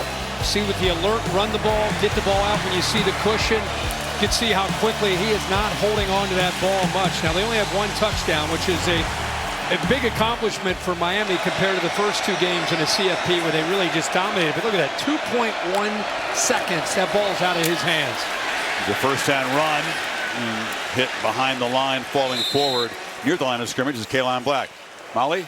Well, Chris, Miami corner Xavier Lucas returns after missing the first half with a targeting penalty. He stayed warm by doing sprints on the sideline and told us he's going to come out in this second half with a fire and an anger. And speaking of anger, defensive coordinator Corey Heatherman gathered his defense together on the sideline before the half and said, "I don't recognize you. You're missing tackles, making unacceptable mistakes. I need you guys to be detailed, disciplined." Mendoza looking to throw on 2nd and 10. He'll be sacked. Dropped by Akeem Mesidor. The other elite pass rusher, defensive end, gets home. Well, I was showing you the cushion and lack thereof right here. Look at how tight this coverage is. That's different than what we saw in the first half where they gave up a ton of cushion. And now when you play tight like that, Mendoza, see how he wants to get the ball out of his hands, but he's got nowhere to go. Pump. He's kind of taking that extra hitch and eventually allows that pass rush. It's so lethal to get home. Yeah, that was not 2.1 seconds. That was longer that he held the ball. Now they're just going to try to run for it on 3rd and long. And Black, did he get a face mask? Sure looked like it. Early in the play, he was trying to break free. Another costly penalty for Miami, apparently. Armando Blunt looked like he got his hands up into the face mask and pulled him down. There's penalties, and then there's really crushing penalties. Yeah, they were off the field that time. They're conceding. They're going to punt, running the Personal football. foul, face mask, defense, 15-yard penalty, first down. That's 3rd and 17. First series of the second half. It's about to be a 3-and-out after that sack. Indiana's just going to run to just kind of basically concede the series. And instead, a hustle play by Blunt just gets his left hand up into the face mask and pulls Black down. And it brings the 15-yard penalty and the automatic first down. The third penalty on 3rd down. Miami had about 50 more penalties on them this year than Indiana. And Signetti hoped and believed that was going to be an edge today. His team playing more disciplined. The first down run by Hemby. Nothing there. Holly? Well, for Fernando Mendoza to take the field on this offensive drive, the last thing he did before he got on the field was come and put this liquid chalk on his hands. I tried a little bit myself. This is actually goes on like it's wet, but in about 5 seconds it dries. It's not tacky. It doesn't get on the ball. It is not illegal, but it does give him just a little less moisture on his hands so he can help grip the ball. Have you ever had whiteout dry on your fingers? It's a little like that. Don't touch your jacket, Holly, with that hand. That's kind of a growing trend, that liquid chalk. Mendoza rolls, moves the pocket, delivers a downfield play, and it's incomplete. Surratt was trying to fight back to the football. Ethan O'Connor was defending. So it's 3rd and long again. Yeah, he's looking downfield. I think he missed an open receiver with Omar Cooper. He looks downfield to Surratt. But Cooper, tight coverage with Keontae Scott. It's a good matchup. He goes down. He keeps his feet. He's wide open. You can see he's a little frustrated at the end there because he knew that he was able to win that battle against Keontae Scott. That is a heck of a battle in there on the inside with those two. Scott's a tough guy. You don't see him run over like that often. Got him to 3rd and long again. Mendoza needs 9 here. Has time, now running out of it as Bain chases him down and makes the sack. 2 sacks on the possession, and Miami survives the personal foul and gets off the field. 8-yard loss there. What they do is they walk up a linebacker to try to create a one-on-one. So this will occupy the guard, and now you've got a one-on-one matchup to the outside. That was Lightfoot. Evans ends up blocking nobody. So instead of being able to kick out 62 to have 2 guys on Bain, it's a one-on-one matchup, good against Carter Smith, and he's able to get home. Boy, Kirk, when that draft unfolds in Vegas, I mean, how many names did go off the board before Ruben Bain? That's what I want to know. I'm with you. I know you need quarterbacks often, but you need pass rushers too. This is Tony. Malachi Tony. Long kick, gave him a chance to get momentum before the coverage team arrived. 49-yard boot, but he brought it back 17 yards. So Miami's defense still playing hard, still keeping the offense close. 10-0. Aerial coverage brought to you by Goodyear. Legends aren't born, they're proven. See if Kane can get something going with Beck after this.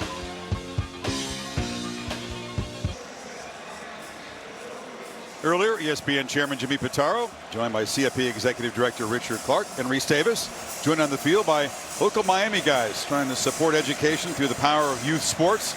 ESPN's Take Back Sports Initiative and the CFP's Extra Yard for Teachers have teamed up to invest over $4 million to support schools. TakeBackSports.org, a place for more information. Miami, with the defense coming up with a pair of sacks to snuff out the last Hoosier drive, takes over at the 38. Beck across the middle. Not much after the catch from Malachi Tony. Fisher was right there to drop him.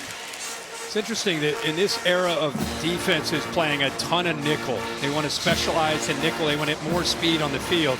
This Indiana defense plays with 3 linebackers. Isaiah Jones to 3rd with a go along with Fisher and Hardy. They rarely will take him off the field.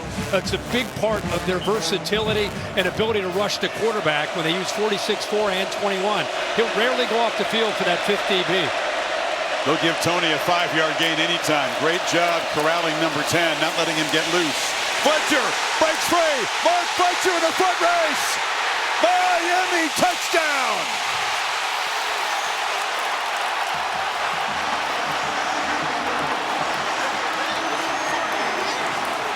And just like that, Miami's bell cow back changes around this championship game. Here's his mom that's traveled all over America over the last couple years to follow her son's career. She will not fly, but she will drive to see him, whether it's Cal Berkeley or Glendale, Arizona, or wherever. 18,000 miles this year. Yeah, look at her. Look at that emotion. There you go. That's my boy. I'm so fired up for her to see that. Off the right side, opened up a nice crease for her, huh? Yeah, the right side is what they're known for, but I'll tell you, they got a couple good blocks by the tight end and one of the receivers, C.J. Daniels. Take a look at this, Chris. You're right. Anytime they go behind that right side, you know that they feel good about what they can do. Watch 87. You're going to get a great block here, but 87, Bauman does a nice job of sustaining his block. Look at 7 as well. C.J. Daniels. These receivers from Miami do a heck of a job of blocking and allowing an 8 or 10-yard gain to go for 15, 20 or more. Just keeps that corner sharp outside, and then Fletcher does such a good job of getting downhill. So 20 yards rushing in the entire first half and 57 on that carry alone. Longest run of Fletcher's career. Suddenly a 3-point game here in Miami.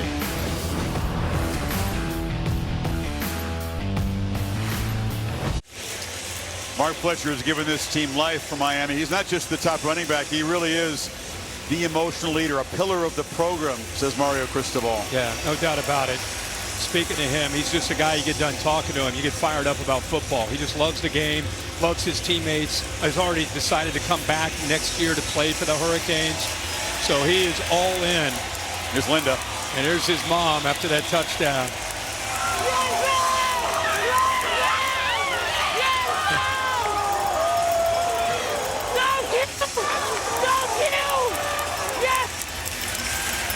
We thank you for wearing a mic tonight. Yeah. Anybody who's a parent can feel that passion, that love for their kid after a big moment. That was so cool to see and hear that. You do a lot for your kids, but you drive 18,000 miles in a football season in a car now. We're talking car. I know. 10,000 alone in the CFP, Kirk. I know. That's so impressive. Think about that. College Station, Texas, back to Lauderdale. Dallas, back to Lauderdale. Arizona, that's the thing. Back, and she finally gets a 12-minute drive. Yeah. From her house. If anybody earned it, she earned. Now, the Indiana team, which has responded so well this season, will have to do so again. Molly?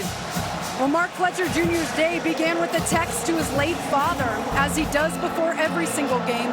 Fletcher texted his dad at 5:45 this morning saying, "Good morning, Dad. Be with me, boss man. I love you." Mark Fletcher Sr. passed away October 2024, and his son keeps him alive in everything he does. Keeps his old cell phone just so he can text Dad before games and on hard days. You see LLBM on his eye bag. That is long live Big Mark. And his dad, Mario Cristobal, says has the best seat in the house, and he sure did for that touchdown, Chris.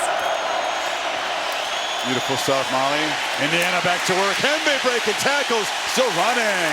And out across the 40. These guys have been tough to tackle all season long, and Miami hasn't done a good job tonight. Yeah, outside stretch play. We haven't seen a lot of those tonight from this Indiana offense, but what a great response after that touchdown. Really good blocking by Nowakowski. And then we see Omar Cooper, number 3, also working at that second level. So we saw Miami get a big gain, and now IU comes back with tight end and receiver blocking as well. And be a quiet night, only 8 yards until that 15-yard burst. Left side, spun down after about a 4-yard gain. National championship, it is still momentum swings back and forth. After Miami's defense got Mendoza off the field with Bain's hustle play, you could just sense, even before the touchdown, momentum kind of shifting. Then the touchdown. It's a big possession for Mendoza in this IU Hoosier offense.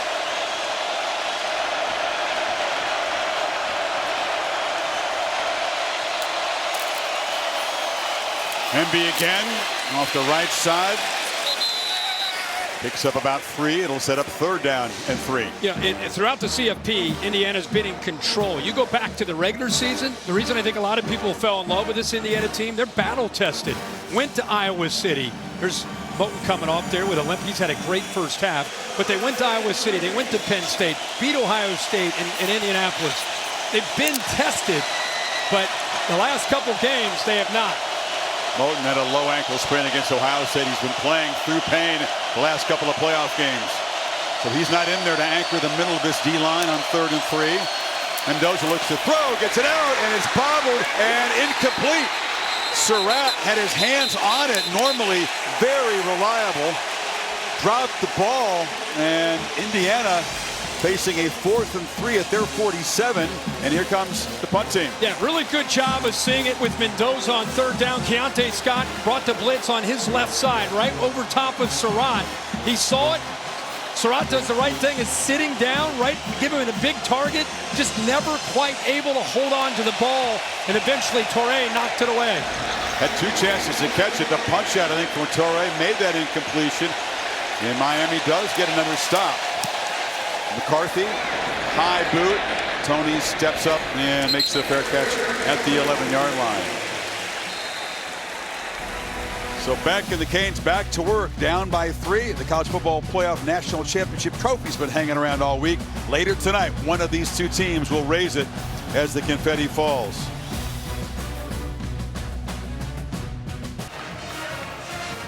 Some of the Indiana students dressed for the occasion here. Glad Taco Bell, bringing the Livmas Student Section of the Year contest to the CFP, providing tickets to students from both schools.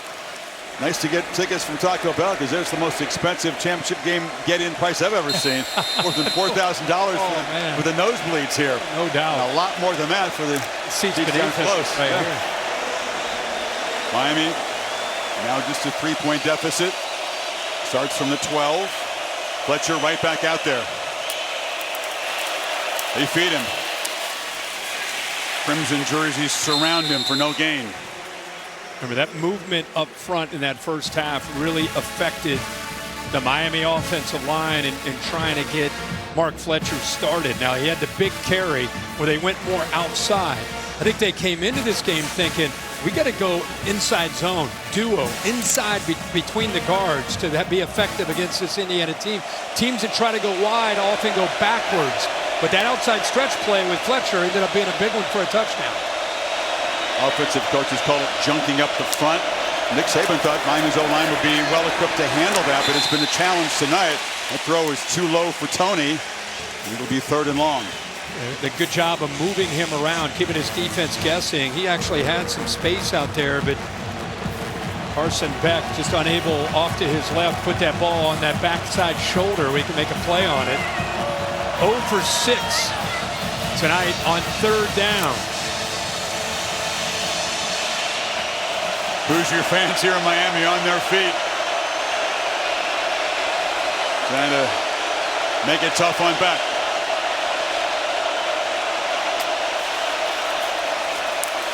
Across the middle, Daniels can't come up with it.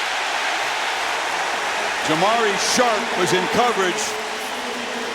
And the Canes go 3 and out. Yeah, Chris, they go away from Pons, try to find a matchup that they like, and they got the matchup that they do like. Daniels going up against Sharp.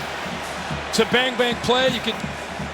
Bill gave us the clean, like it's okay.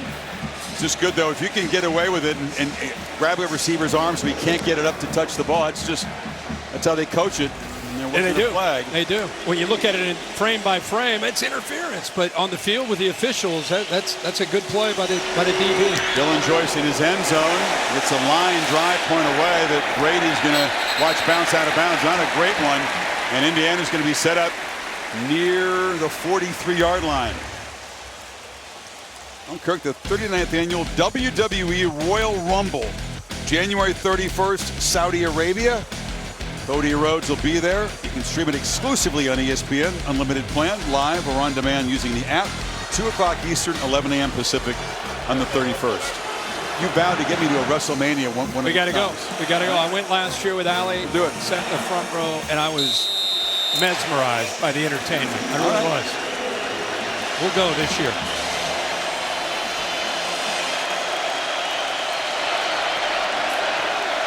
Indiana after a strong defensive stop.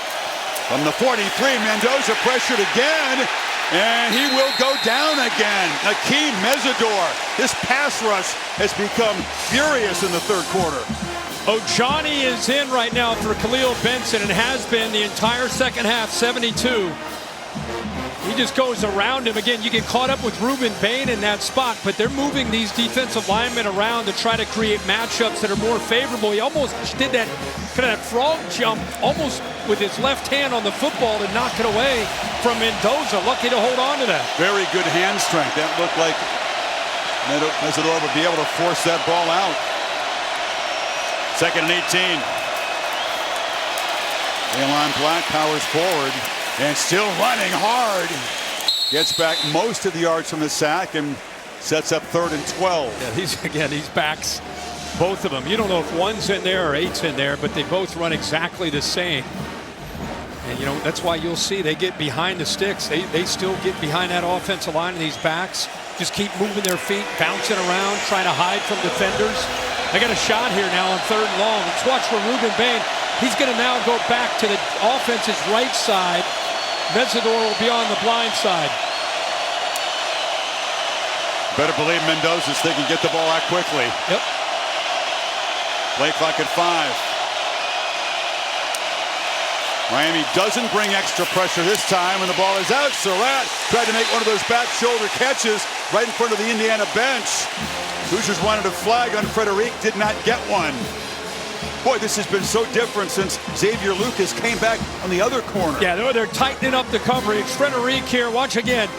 Watch him, he's almost expecting that back shoulder fade.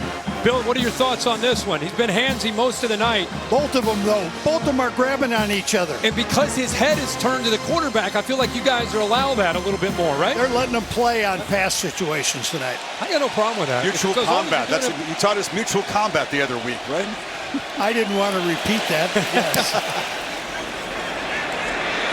Tony back. He'll catch the ball at the 5. Risky move. Spun down after a 2-yard return. And Miami once again is going to be pinned back deep. A 54-yard boot by McCarthy. Devin Boykin made the stop. Want to talk football with a friend? Just tell Siri. Call Jesse on speakerphone.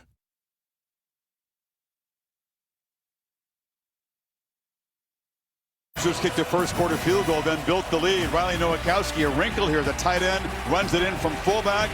And then in the third quarter, Mark Fletcher, career-long 57-yard race. Miami's defense has stepped up after halftime. But Indiana pins the Canes deep at the 7 for this possession. Midway third quarter. Not much from the Hurricanes passing game. Beck just 54 yards. 7 completions. Tony's been held in check.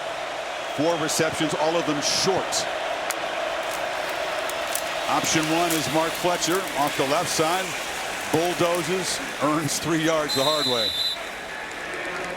We get deeper into this second half. The battle up front is going to be fascinating to watch. Both these teams, again, pride themselves on being the most physical team. This is where you really get tested physically and mentally. Some tempo from the Hurricanes. Empty backfield on second down. Beck looks left. Ooh, dangerous throw. Threw it right into the vicinity of Aiden Fisher, who got his hands on it, and Isaiah Jones was right there. Yeah, let's watch Jones. Remember I said they don't bring in a nickel very often? Jones has to have that kind of versatility. He's playing out in space like a nickel. He blitzes the quarterback a lot. He's able to get pressure on him. This time, heck of an athletic play there to get airborne to keep that ball away from Keelan Marion. All year long, tremendous job of preparation on this Indiana defense. They are all over team's receivers. Concede very little. Pressure for Beck up the middle, gets it out. Tony's got the ball, but not enough. Wrestled down immediately by Lewis Moore. They continue to feed Tony, but nowhere to run after the catch once again. Not at all, and I think Aiden Fisher deserves some of this credit as well. Watch him walked up tight, showing blitz. Now he drops. Now he's looking for the potential to make a play, and he knows exactly who wants to be able to, where they want to get the ball, and that's to Fletcher.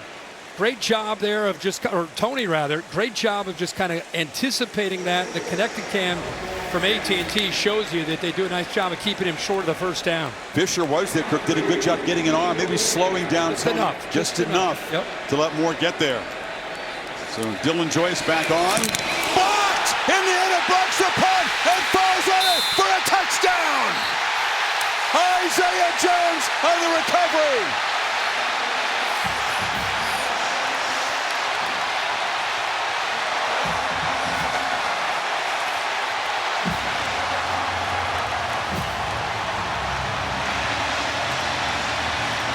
I mean, if you're an Indiana fan, Mikhail Kamara made so many plays a year ago.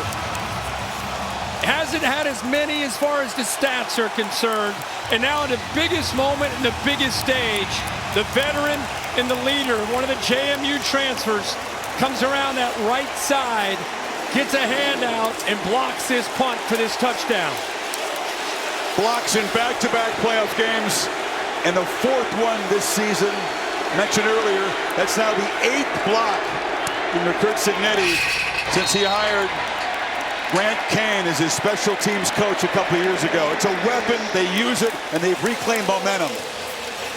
Just incredible if you watch this, and how happy are you for this guy, because there's so much pressure to make plays. Comes around that right side. Miami has they got personal protectors there. 87, Bauman just kind of lets him go by. Look at 87, he's right there. Just lets him go by.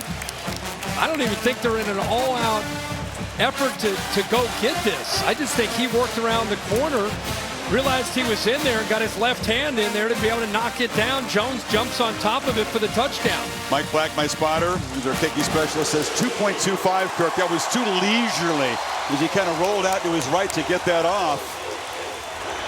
How about the field position? They were pinned deep inside their own 15-yard line. Complimentary football once again from Indiana, and the special teams get involved. Mendoza family going crazy up there. Again, mom played tennis at Miami. Dad won a national championship at Miami in his freshman year in crew. But mom fell out of love with the Miami program when they didn't recruit her son. And so when they came calling for Fernando in the portal, ended up in Bloomington. Yeah, not back home. Enough said. Not happening. Well, we saw Indiana after the Fletcher run. We saw Indiana with the crowd back in the game for the Hurricanes. They had to respond, and they did. They moved the ball. They got in the field position that was more favorable with special teams. They blocked a punt. And now you flip it over to Miami. Now the Indiana crowd is coming alive. How are the Canes going to respond now? Down 10, 5 minutes to go in the third. Every possession counts for the Hurricanes. You saw the shocked look on Beck's face. The job just got a lot harder. Very slow developing play. Wanted to take a shot downfield. Flips it down to Fletcher instead, and Fletcher fights for 8. They just have not been able to consistently stretch the field, Kirk. It's really been a problem now in all 4 of the playoff games for Miami. Yeah, it's been, well, and again, against this defense, it's going to be tough. I mean, they take that away, theoretically, with the scheme by just trying to keep everything in front. He missed Malachi Toney. If he would have just looked into the middle of that defense, he had him open. Fletcher around the right end, breaks free. Fletcher still stepping out of tackles. Picks up another chunk of yards out across the 35. How many backs do you see in college football anymore that have this build? 6'2", 230 pounds as a tailback. There's that stiff arm with the length that he has, able to keep Fisher at bay. There's another great block by Malachi Toney. Another block there by Keelan Merritt, or actually C.J. Daniels, to get him to that second and third level of the IU defense. He has a breather as Marty Brown comes in. They fake the pitch to him, and Beck pitches downfield, and it's incomplete. Broken up beautifully by D'Angelo Pons, who arrived in time to dislodge it from Bowman. What a game he's playing. He's playing great. You know, he's known for his ability to cover, but this time, because he's playing with zone eyes, he's able to respond and play. That looks like shoulder to shoulder to me, Bill. I don't see any contact at all. No, he did launch up, but nothing to the head neck area. It looked like it was all in the shoulder. Yeah, I'm so gun shy. I get so nervous when any defender makes a play on a receiver. I'm just waiting for a flag to come in. I'm glad we didn't see one there. Worth mentioning that he's 5'9", 173. Plays with a ton of heart. Always will have a chip on his shoulder, he says, because people have overlooked him because of his size. Didn't have a lot of offers. One of those guys who went to JMU. Signetti spotted his talent and then makes the journey to Bloomington. And you're talking about specifically with the 2025 Indiana Hoosier team, the secret sauce of who they are. Not just the JMU guys, but you go through this lineup and you look at guys and where they transferred from. Texas State, Kent State, Navy. These guys feel disrespected, and it's a collective group that plays with that big chip on their shoulder. Miami had been on a roll on third downs in the last couple of games, but not tonight. 0 for 8 as Beck tries to scramble and create on the move. Steps back, still trying to buy time. Right downfield, Daniels works free. C.J. Daniels waited for his quarterback to finally spot him. Play to the 35, picks up 24 yards. What a job of working with his quarterback, C.J. Daniels. I want to try to show you where he is. He's right here, but watch this effort because his quarterback's going everywhere. He's to the right, he comes back to the left, and then he's finally able to separate and pull away from Sharp. And how about the job there by Carson Beck identifying where to go to the ball. We saw that against Ole Miss when he looked backside and found an open receiver for a touchdown, and that's their first conversion on third down, and a big play by Beck. Now Beck, screen, and looked like Joshua Trader may have put a knee down when he made the catch. Yeah, that ball was thrown a little bit more upfield. It makes me think that because we haven't seen a ton of Moore, he's a true freshman, maybe he runs his route not at the right depth, so the timing and accuracy off a bit there. You can see he was expecting him to be in a different spot, so it's a little thing, but it affects the yards after the catch. Now, that had a chance to be a big one if the timing was right.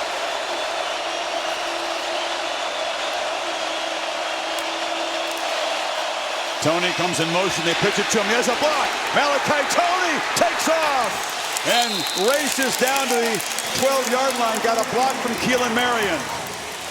Yeah, we talk about this a lot. The motion's important because it's going to create the space, but there's the block by zero right there. Keelan Marion. He was the hero last week, coming up with a bunch of big catches against Ole Miss, 7 for 114 and a touchdown, and now the unselfish approach.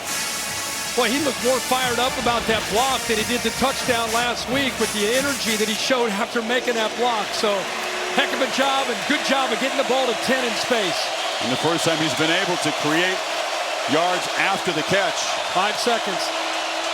Fletcher back in the game. He snap it at 2. They feed Fletcher off the left side, and he plows for about 3. You're right, there was serious urgency. Suddenly the block punt, that's a lightning strike for Indiana to go back up 10. And Miami has gone to work here. Bad field position, but they moved it 72 yards. Now it gets tough down in this red zone area. Indiana #1 in the country at defending and preventing touchdowns in the red zone area. What can Miami come up with here to try to get 7 instead of 3? Miami decent, but not great in these situations this year.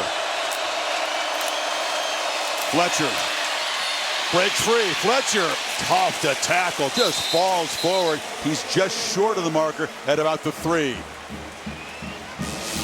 Chris, he had a jump cut in the middle of that play and right at the line of scrimmage. Just so natural. Well, we got a fourth quarter here. Canes threatening to tighten this game up with 15 minutes to play. The national championship on the line here in Miami. You're watching the College Football Playoff National Championship presented by AT&T.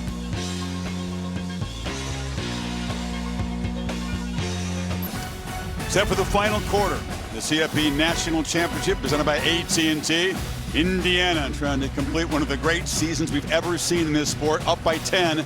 But Miami has responded after the block punt and driven it 78 yards, setting up a 3rd and 1. 10th play of the drive coming up, Kirk. Incredible job here of answering. We talked about before the drive started, how will they respond after that block punt deep in their own territory, and they so far have. Let's see if they convert here on this 3rd and 1. 7 offensive linemen in there. 7 O-linemen and a tight end. Fletcher walks in. Miami touchdown. What a response.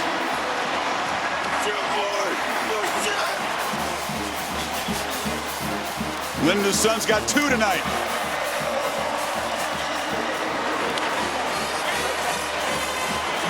Wow, you just talked about it. 10 plays, 81 yards, response from the block punt. They used Malachi Tony on that orbit motion to kind of catch the defense's eyes. We'll show you in a second how effective that was. So instead of just trying to pound it in there for the yard, that right side opened up, and he's able to just kind of walk into the end zone. But that motion really affected things. Davis makes it a 3-point game. Beck has some things going there. It was a 25-yard play to Daniels was the big play of the drive. Yeah, you go back to really getting back to the bread and butter. Offensive line, running game with #4. Great blocks on the perimeter. He is determined with the way he's running the football. This is what you alluded to, the 3rd and 6. Somehow scrambling around. Heck of a job by Daniels to get away from Jamari Sharp. And then you get a screen. Get the screen. Get it going to Malachi Tony. Picks up a beautiful block right there by Keelan Marion.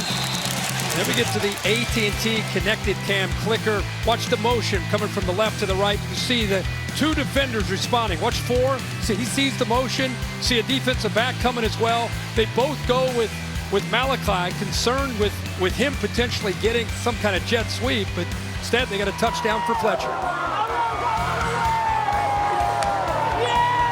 I mean, moms everywhere. You have to appreciate the sacrifices you make for your kids, the lengths you go to just to be there for every moment in his career. And Linda having a night. The second half's been a different story for Mark Fletcher, different story for the Miami Hurricanes, different story for his mom. Everybody's happy if you're a Hurricane, but now your defense has got to go back out there again against Mendoza and the Hoosiers. This cool, clear night in Miami. Aerial coverage brought to you by Goodyear. Tried, tested, proven, legendary. Well, I said that Miami defense has to come out here against Mendoza. They sure have had answers with tighter coverage. Xavier Lucas back after being out the first half. Not able to play after that targeting call in the Ole Miss game. So he is back. They've been tighter in coverage. They've sacked Mendoza 3 of his 6 dropbacks. And they've got him off the field 3 times. This offense has been, they've punted 3 times with 3 possessions. Yeah, he's 0 for 3, so 3 pass attempts and 3 sacks. That's what's happened. We talked about since intermission, a dramatic change. But he's responded all season long. Never flinched. Been at his best when he's needed to be. This is one of those moments. Black beginning to do a better job containing the Indiana running backs. Chase Smith made that tackle. Yeah, and I think what's happening is the interior of this Miami defensive line is just holding the point. They're not able to get up to those linebackers of Corey Heatherman, and these linebackers are clean. They're getting downhill, able to help out in that interior run game. Remember, their whole goal as the Canes defense is win those early downs and try to get Mendoza into those obvious passing situations to get Mesidor and Bain going. Second down run again. Black bursting free. Just running through arm tackles. First down across the 40. I can watch this guy run the football all day. I just love his style. I love how he runs so determined, running through arm tackles. The left tackle, Carter Smith, had his best block of the night, able to sustain a very, very tough and challenging block against Justin Scott. He had to hold it for a while with his backside to the hole, which gave Black a chance to get downhill for that first down. Black, 24 years old. Hemby's 23, representative of the way Indiana has built this team with very experienced, well-traveled players. A dangerous throw on the edge. Ethan O'Connor almost jumped the route in front of Cooper. Well, he's been doing this all night. He sees cushion. He thinks it's free access. Let's take it. It's an alert. Look at the reaction, how quickly 24 drove down on that football. Almost as if he's baiting him. If I go off, he's going to think he's open. He's going to take this throw. I'm going to jump in, try to get in front of it. So good job of recognizing that, almost baiting it by Ethan O'Connor. Still looking for his first completion after halftime is Mendoza. And there it is to the edge. Cooper has some blockers. Omar Cooper with his quick burst. Good help on the edge from his teammates, and the gain is 19. Well, Miami was confused. They were trying to get enough defenders out there. You can see that they're kind of looking around, making calls. The problem is you got 3 against 2. 2 to be able to make the block, as you'd expect. Nowakowski's out there to be able to make that block. And, you know, much like we talk about on the other side with Tony, Cooper doesn't need a whole lot of room. With those blocks, easily able to get first down yardage. Hemby back in at tailback. Indiana trying to answer Miami's answer. Off the play fake, Mendoza will take off. Darts up into heavy traffic. Mesidor and Bain combine on the stop. He picked up 1. Gotta believe that not blocking Ruben Bain was definitely not part of the strategy here. 37, Nowakowski comes down.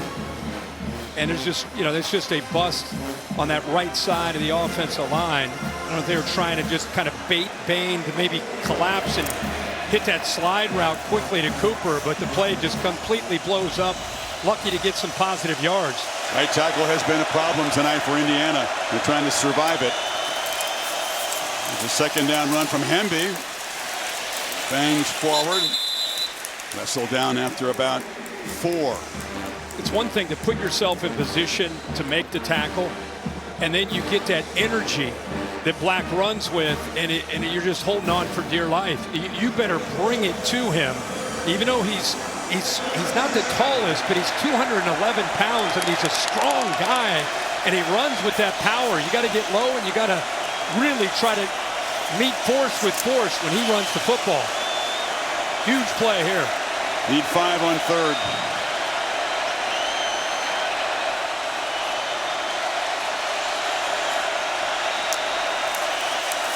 Mendoza delivers downfield. Cooper didn't see the football. Covered by O'Connor. Hoosier fans wanted a flag. Oh, they should have gotten it. Ethan O'Connor. You know, Keontae Scott and Connor, they switch at the last second. In fact, Scott called for it to be a switch, and that doesn't show it as much, but I was watching it live. He grabbed onto the shoulder pad. Yeah, that's a definite hold right there. Going to go for it here, Kurt. 4th and 5 at the Miami 37. Got to hurry, though. Finally huddling up. 8 on the play clock. Not organized. Obviously, Cignetti spends a time out there. They made the decision to go for it. They're very much in fringe field goal range for Radicic, their regular kicker. And we'll see if they keep the offense on the field. We come back. 11:28 in the 4th quarter.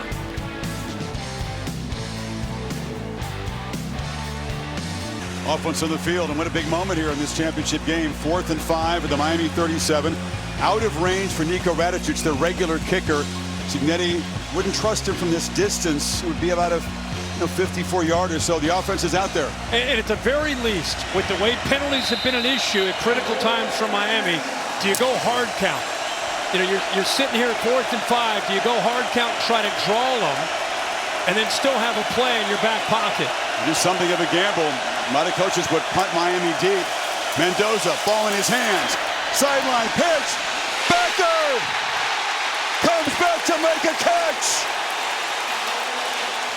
They've done that a million times at practice. It's been a struggle tonight. That was well executed. Yeah, back shoulder. They do it all the time. Surratt usually makes these plays. Becker's showing you he's got the ability as well against O'Connor. Timing, the ball was in the air. He comes back perfectly. Look at those hands by Becker. Inbounds for the big first down for Indiana. Blazing speed. Rated contested catches. Not a single drop all season. That's where you go to him on 4th and 5. That's right. Black. What a play. Pitch and catch by the Heisman Trophy winner to the receiver who has come on strong after a very quiet first half of the season. Rarely involved at all in the first 7 games. That's right. That's right. And then when Surratt had an injury, he got an opportunity. And then once he got those opportunities the last 6 games, they've just not been able to take him off the field. And he is a massive weapon at 6'4", has such great length, and the fastest player on the Indiana roster, over 22 miles an hour. Made his name on special teams.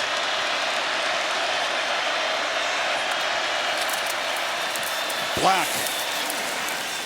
In the heavy traffic, it'll set up 3rd down and medium. They did really a good job of spreading that Miami defense out in man-to-man coverage. They knew exactly what they wanted. When you defend Indiana, there's 2 things that come out: slot fade and the back shoulder. Those are the 2 things you know are coming. You just don't know when they're coming. You practice them all week with good eyes. And then on the most pivotal play of the game, they convert on 4th down on the back shoulder. Another really pivotal play, though, Kurt. Miami forces a field goal attempt. It's a 1-score game. Indiana punches it in. Huge. Double digits again. Mendoza across the middle, too high. Trying to find E.J. Williams. It was O'Connor in coverage, and Miami will apparently force a field goal attempt here. Yeah, in college football, when you see man-to-man and you got a corner you think you can attack, and this right now they're going after O'Connor. 24. They've gotten him a few times. Could have been for a holding call, and this time, you know, you're wondering as well. They find those matchups. But they are eyeing 24 without a doubt. Oh, no, they're going to use another timeout here. Yeah, they waited a long time. I was thinking, wait a second. Is he going to go for this? I was wondering 4th and 7? Well, I was, wait a second. But he decided late to run the field goal team out. There wasn't nearly enough time on the play clock to get things settled. Wouldn't that been your reaction? Yeah. To go for it again? Yeah. There's no way he's going to get. Well, you brought it up. If they can get another touchdown, it's making a 2-possession game. It's worth thinking about. So here's some Davis in 50. Yeah. Missed field goal with Fletcher touchdown. Canes are finally on the board. We had a block punt by Kamara. Jones jumps on. They go back up by 10. The Canes respond, cut it to 3 with another Fletcher touchdown. And now we got Indiana converting on a 4th down to keep this drive alive. And now Cignetti talking about it. Looks like he has determined that they're going to go for this. And I think that what's at stake and the potential of going up by 2 possessions, maybe too much to pass up. And you, worst case, pin them inside the 15 if you don't get it. Well, I mean, the same number, Mendoza and Radicic, the kickers, both number 15s. We're trying to figure out who do you want out there. No, Cignetti made up his mind. You could tell, probably talked to the analysts and said, guys, we got a chance here to go up by 2 possessions with 9:27. I think it's worth the chance. Miami had to get the field goal block team off to get some pass rushers back on there. Here we go. Got to get to the 8. He's going to take off and run. Mendoza weaves his way, first and goal, diving toward the end zone. Touchdown!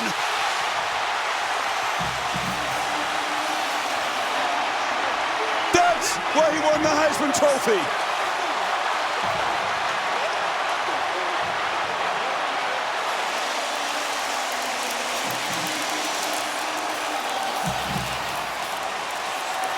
What a call. What a call by Curt Cignetti and the offensive coordinator, Mike Shanahan. Quarterback draw. He definitely breaks the plane, holds on to the football for a touchdown. What an individual effort, as you said, Chris, by the Heisman Trophy winner. Very, very few design runs had not been a part of the plan. Cignetti and Mike Shanahan dial it up on 4th and 5. A 4th down touchdown. Indiana back up 10. Unreal. Follows his blockers. Drew Evans leads his way in there. Also gets behind Kalon Black. But really, it was about what Mendoza was determined to do. Back at his home city would not be denied. Here's his dad. You see his coach signaling touchdown. That's way out of character.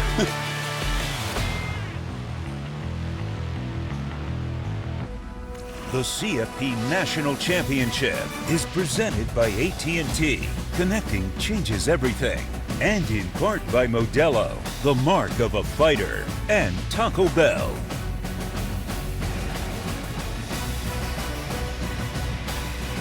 Here's a 4th down touchdown.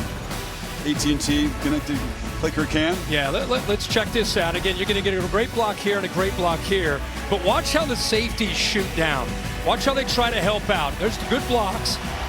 Look at this safety right here coming down. Look how this safety is late. That's Jacoby Thomas. If Jacoby Thomas pulls down the way Poyser is, then he doesn't have as much area to be able to run, eventually build up that momentum and get into the end zone. But converting a 4th and 5, they go for it on 4th and 4 on that drive alone to be able to make this a 2-possession game.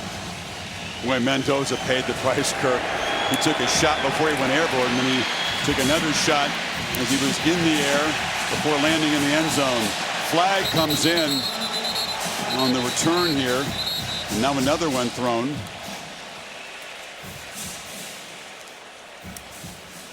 It's going to be a hold on Miami, it looks like. Yep. Which once again will back them up with poor field position. Down 10 again, 9:11 to play. During the return, holding number 22, receiving team, 10 yards, half the distance to the goal. Still 1st down. Here's Max Mendoza, Fernando and Alberto's younger brother, reacting to Big Brother's touchdown.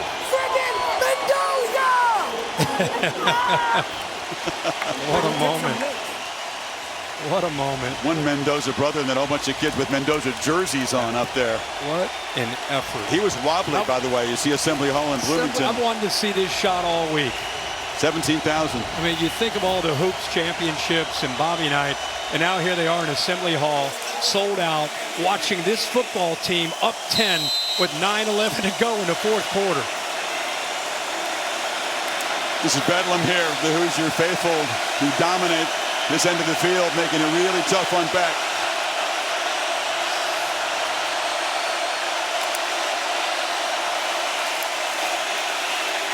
From the goal line, flips short, Tony breaks free. Malachi Tony always so dangerous with the football. Elijah Hardy held on. It's a 9-yard gain. Yeah, this is where having a quarterback that's making his 43rd career start comes in handy. Good job of not being impatient, trying to force it. Just checked it down, got 8 yards. Miami playing, obviously, with tempo, down 2 scores. What an enormous call. Offense on the field. Then he sends the field goal team out, but running out of time, calls the timeout, puts the offense back on the field. Yep, and he was determined. Everybody's going to talk to him about that decision, and whether he got it or not, I think all of us can understand the logic behind why he would go for that. And by the way, they pinned Miami inside their own 20 the last 4 possessions. Miami started their own 12, their own 7, their own 19, and now their own 8. Independently responsible for the poor field position on this possession. Can't afford to grind out a long drive here. Back all kinds of time. Fires downfield, and it's incomplete. Trying to find Keelan Marion, who made a huge impact in the Fiesta Bowl. Hasn't done so tonight. Well covered again. Yeah, they rush 3. They drop 8. You can see he's back there holding the ball forever because there's just nobody open. Everybody's covered. Finally, Marion just decides to try to work with him.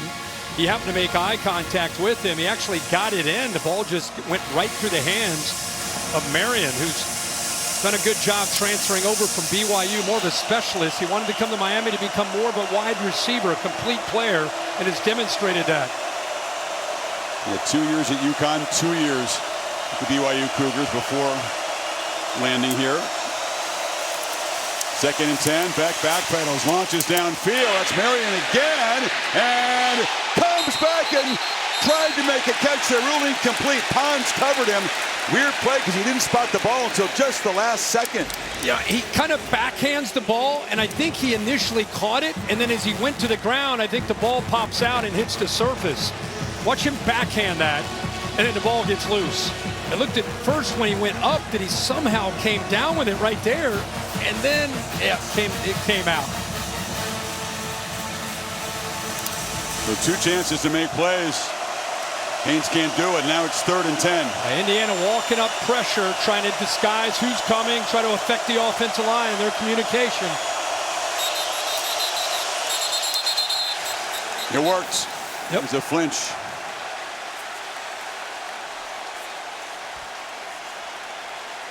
False start, number 63. Offense, 5-yard penalty, 3rd down. That's why that gutsy call on the touchdown was so huge. Yep. Now, Miami with a 3rd and 15. Cristobal would not want to have to punt it away, but you almost have to if you don't make the first down here, don't you? Yeah, you do. And you wonder, he's sitting in that stance as an offensive lineman. Look where they are. The loudest part of this stadium as far as Indiana Hoosier fans. Their home stadium. Yeah. Beck has time against the light rush, and he delivers a strike. Alex Bauman, the tight end, found space and picked up 22. Boy, he did put such a nice touch on this ball. And Bauman, who worked outside off of that motion, just sat right behind the linebackers. He put it right over top of them. Beck again, delivers across the middle. It's Tony. Malachi Tony splitting defenders and weaving his way deep into Hoosier territory. And just like that, with 2 plays, Miami's still in the hunt. And I really think this tempo is affecting the communication of Indiana. This is a disciplined defense that very rarely gives you very much to work with as far as the spatial recognition there by Carson Beck. He's not used to seeing that. They've done such a good job of taking away Malachi Tony downfield with bracket coverage inside and outside. He just hasn't had a lot of room to run after the catch. That time he did with this tempo. 41-yard play. Hoosiers did a great job early on containing number 10. Now he's getting loose. Beck off the hands of Fletcher, and that's a dangerous play. So many interceptions for Indiana. Plays just like that this season. Yeah, every route was at about 5 yards. Nobody was downfield. And instead of just giving up on the play, he was determined to try to at least get some positive yards, try to sneak it in to Fletcher. Very crowded where he tried to throw that, again, with 8 dropping in coverage. No turnovers tonight for either team. Miami inside of 7 minutes. Essentially come away with points on this drive. Tony in the backfield there. He's got it on the pitch. Tony breaks free. Malachi Tony spinning, scoring!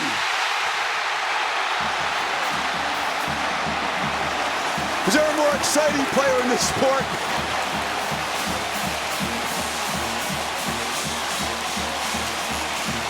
This is really an outside stretch play. You know, I mentioned he was in the backfield. This is really an outside zone run to the right with Malachi Tony. Good job by the offensive line. Just a different wrinkle with the formation. But he is so instinctive as a ball carrier. You see it when he catches the ball downfield. You see it now in the backfield as a running back. How great, Kirk, has his second half become? He got 5 touchdowns after halftime. The last 2 teams standing in the center of the ring fight for this championship, just throwing punches and taking punches from each other. Malachi Tony makes it a 3-point game again. 6:37 left.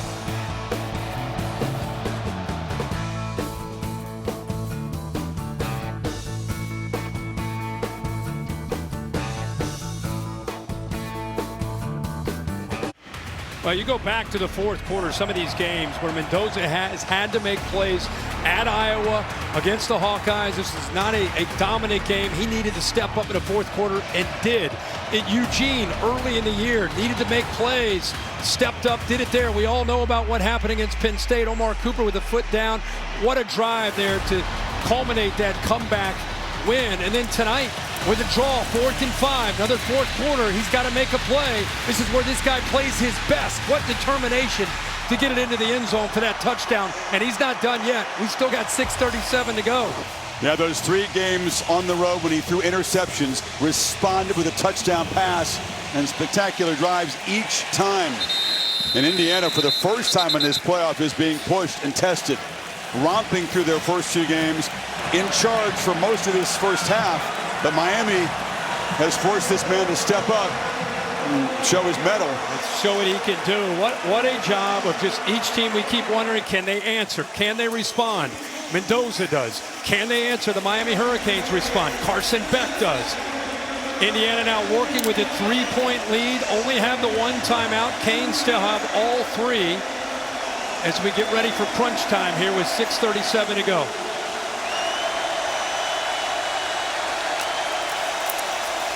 Hemby fights for a couple. And Indiana lean on this running game here. Can they grind it out the way they did pretty consistently in the first half? It's been tougher after halftime. Yeah, this is a boxing match where it's not the knockout, Mike Tyson knockout punch. It's going up against a guy that's working your body, and he's scoring a lot of points back and forth. And now you're in that last round, right? Can you endure all those body blows and now fight back in the line of scrimmage at that defensive line spot?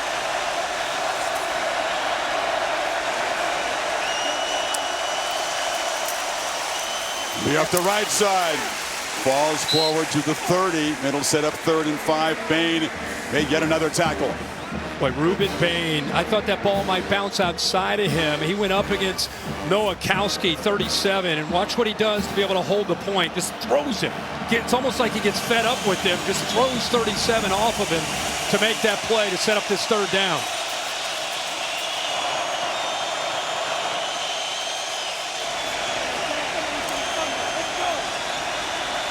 Becker, they got a lot of options. Becker is in the slot at that bunch. He's kind of at the apex there. Cooper comes across in motion, now goes back. Mendoza rolls that way. Pitches it short. Nice play design. Cooper just enough to confuse the defense. They convert on 3rd down. Move it to the 45 with a 15-yard gain. Yeah, I'm just so surprised that the defense didn't respond better to Cooper. You can see there's confusion. They're trying to get on the same page. Nobody. Little yo-yo back and forth. They didn't communicate. Lucky they didn't get a penalty there out of bounds. But see how the defense, the secondary, doesn't respond to this. Again, once again, 3 Indiana receivers, only 2 Miami Hurricanes out there. Toussaint was trying to get guys organized at the last minute. Secondary did not respond. Huge conversion. Cooper in motion again.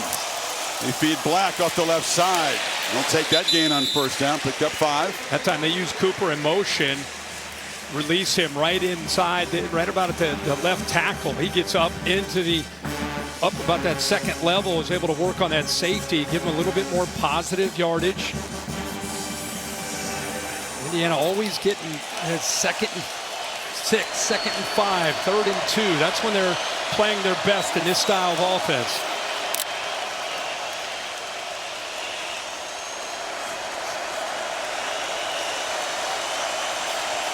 Nowakowski in the backfield. Black to the right of Mendoza on this 2nd down run. He's hitting the backfield and he's dropped. That time Bassett came straight downhill. It's a 2-yard loss. Sets up 3rd and 7 now. Yeah, Bassett ended up getting through, but they also walk a safety up. Watch Bassett here, but watch the safety. Because that safety showed up, it affected Pat Coogan, the center. He couldn't take both of them. He ended up taking the safety, and that freed 31 to be able to shoot a gap and get into the backfield. Here we go again. Then Mendoza one more time produce on 3rd down. Clock nearing 3 minutes. Big matchup right here. Some confusion. Need 2 in the play clock. Mendoza pitches downfield. Becker makes the catch again in front of O'Connor. Nobody stopped that all year consistently. And not tonight either. They keep going after 24 O'Connor, and they keep going back to that back shoulder fade. This was not his best throw, but it's a heck of an effort by Becker. That's just a fade that's bringing him back. That's not a back shoulder at all. It was designed to be. But because Becker has such good feel for this play, he's able to adjust and kind of control his body in the air and come up with that conversion. Clock ticking at 2:21. Another first down run for Hemby. He's got the edge. Stiff arm. Scoots out of bounds. And it's right near the marker. How about Omar Cooper? We just showed you that touchdown that he made. Watch him here. He wants to block this safety and make the corner have to tackle. Watch him kind of nonchalant. Now he goes for the safety. Huge collision. And force the corner to have to make that tackle. Great job right there by Omar Cooper. Jacoby Thomas, he didn't know what hit him. Clock will run down to the 2-minute timeout. Miami does have all 3 of their timeouts remaining. Can the Hoosiers put it away with a touchdown, win their first championship? Can Miami force a field goal try, give Beck one more chance? All to play for in the final 2 minutes here of the championship game.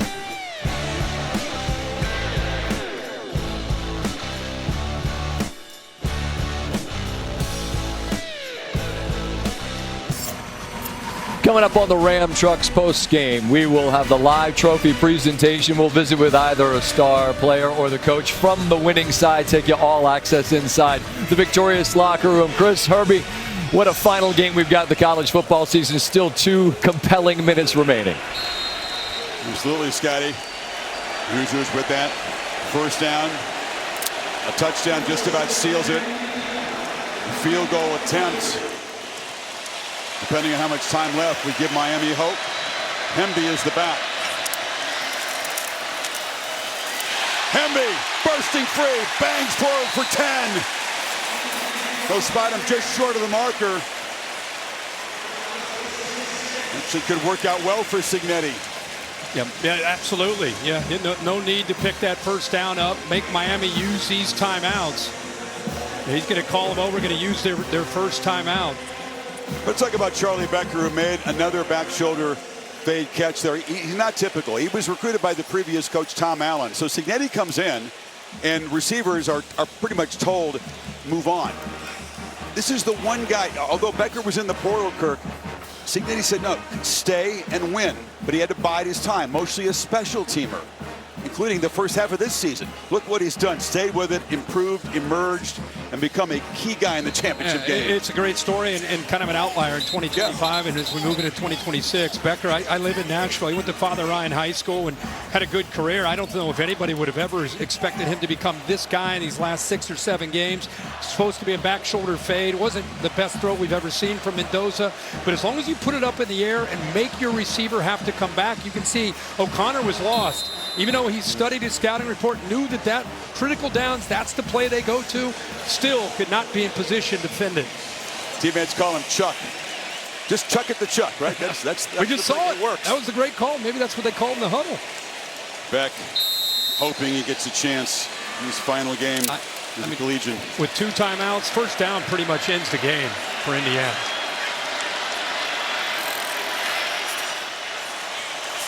Miami unable to prevent a big gain in that first down. You're right, that is crucial now. Whistle. Yeah, they had movement. I think he had movement on the left side by Indiana's offensive line. Oh my goodness. Team known for its discipline does not make mistakes like that. I think it was Carter Smith, 65. Prior to the snap, false starts. Number 65, so offense, Walter Camp 5-yard All-American. penalty. Second down. Outstanding left tackle. Oh yeah. With a pro future. Yep. Yeah, you see him on the far left. Just a little, tiny little movement. First time they've been penalized in the second half, and that moves it back, and suddenly that's a lifeline for Miami's defense. Yeah, it's huge. Hoosiers can still finish the job here, though. Hemby, no, not much, maybe a half a yard, and Cristobal spends another timeout. Ahmad Moten plugged the middle. You know, that interior, the Miami defense often gets overlooked because of Bain and Mesidor on the outside, but they've stepped up on that play.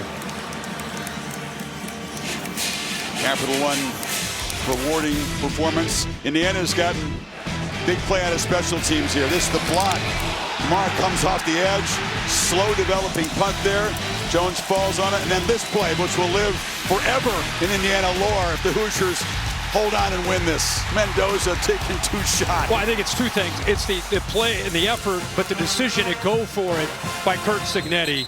I think if they end up winning the game, that's what we're going to remember about this game is critical moment, brought the field goal unit out, brought him back, put Mendoza out there, and you call quarterback draw on 4th and 4. You remember the decision. I'll remember the run, okay? Is that a deal? I remember both. No, I love the run. I just applaud him for a gutsy call. Absolutely. He sensed this was the time to go up 2 scores, and then still Miami fought back. 3rd and 5, minute 51. You got a timeout. This Miami defense has been a strength in the backbone of this team all year. Can someone step up and make a play right here to keep the Canes' hopes alive?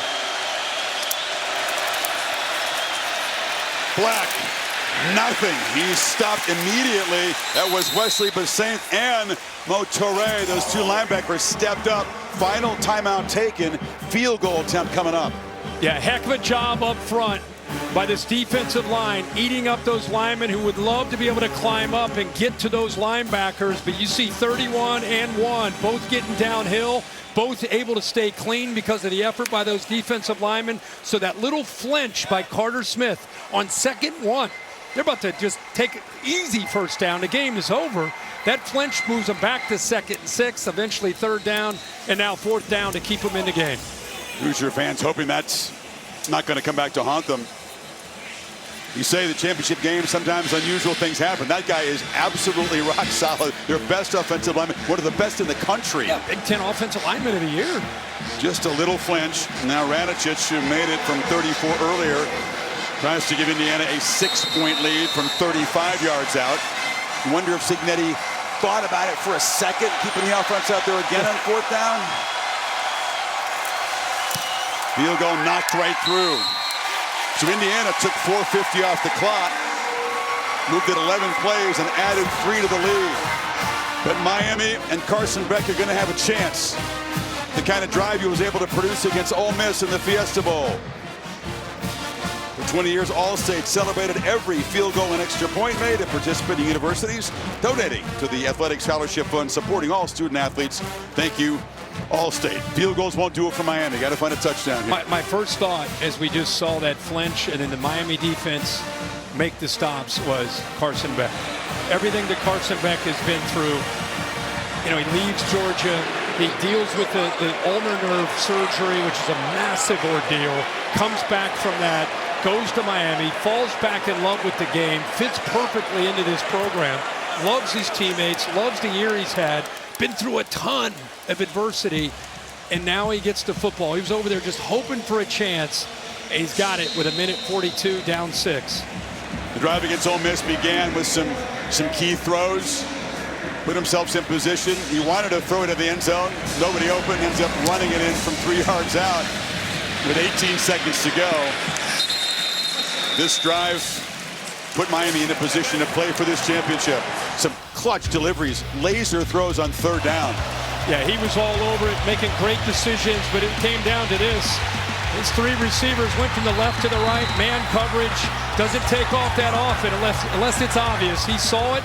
Here's Ray Lewis. He said after the Ole Miss game, or after the Ohio State game, he said, Ray Lewis told me, hey, go down there and win it for us. And I think he did it again. Round 2. Hey, man, go have some fun. Go down there and win another one for us. This time it's the Natty.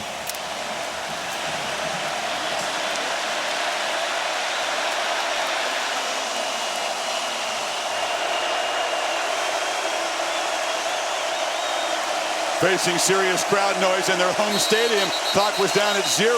They got it. Delay. How about these Hoosier fans traveling to Miami, just like they did in a neutral field in Atlanta, and making this feel like a road game for Miami. 5-yard penalty, still 1st down. Hey, he wants to reset the play clock, but they were slow in the operation of it. So they start, which is like your worst nightmare when you're in a 2-minute offense with no timeouts. You start with a 5-yard penalty, and of all things, a delay a game.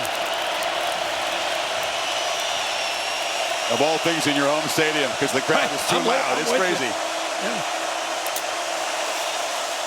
4-man rush, Beck, pressured, flips it underhanded there, trying to find it to Bauman, the tight end. Tyreek Tucker had a hold of him there. Got rid of it to avoid the sack. Yeah, they moved Kamara over the middle of the center, and he brings pressure, creates a one-on-one opportunity where Tucker usually is in the interior himself. He was outside, out wide, so they're moving some guys around with the versatility. There's 6, what I was talking about, and the 95, Tucker almost finishes it. Heads up play by Beck just to kind of flip it forward towards the tight end. Sack would have been a disaster there, Miami. Crowd loud again. Tony comes in motion. Beck looking the other way. He threw it down the seam. C.J. Daniels did not have his head turned. Flags down as they hit Beck after the throw. Now they hit him hard. Yeah, Jamari Sharp. Yep. And I think the Personal hit was by foul, Landino. Roughing the passer, number 97.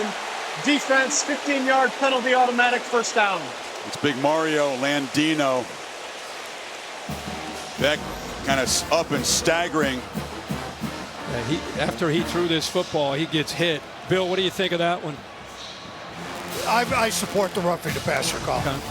Well, Miami catches a break after it looked like would be an incompletion after the delay of game. You're looking at 2nd and 15, still in the middle of that Indiana fan base, the loudest part of this stadium. So they catch a break, get it out to the 35. Beck's got to regroup from that big blow and deliver. Miami still 65 yards from the end zone. Underneath, Marty Brown's got it. Brown breaks a tackle. It's a 1st down at the 46. Picked up 11. Clock stops for a moment here. Again, rushing 3, dropping 8. Everybody is deep. Heck of a job by Beck. Recognizing, just check it down, get that 1st down yardage, stop the clock. Beck again, nobody open. And fires. High ball, catch made in Indiana territory. I think Tony went up high. Yeah, Tony ends up catching the ball, and Jones, as he hits him, almost secured the ball into his chest as he took him into the ground for the reception.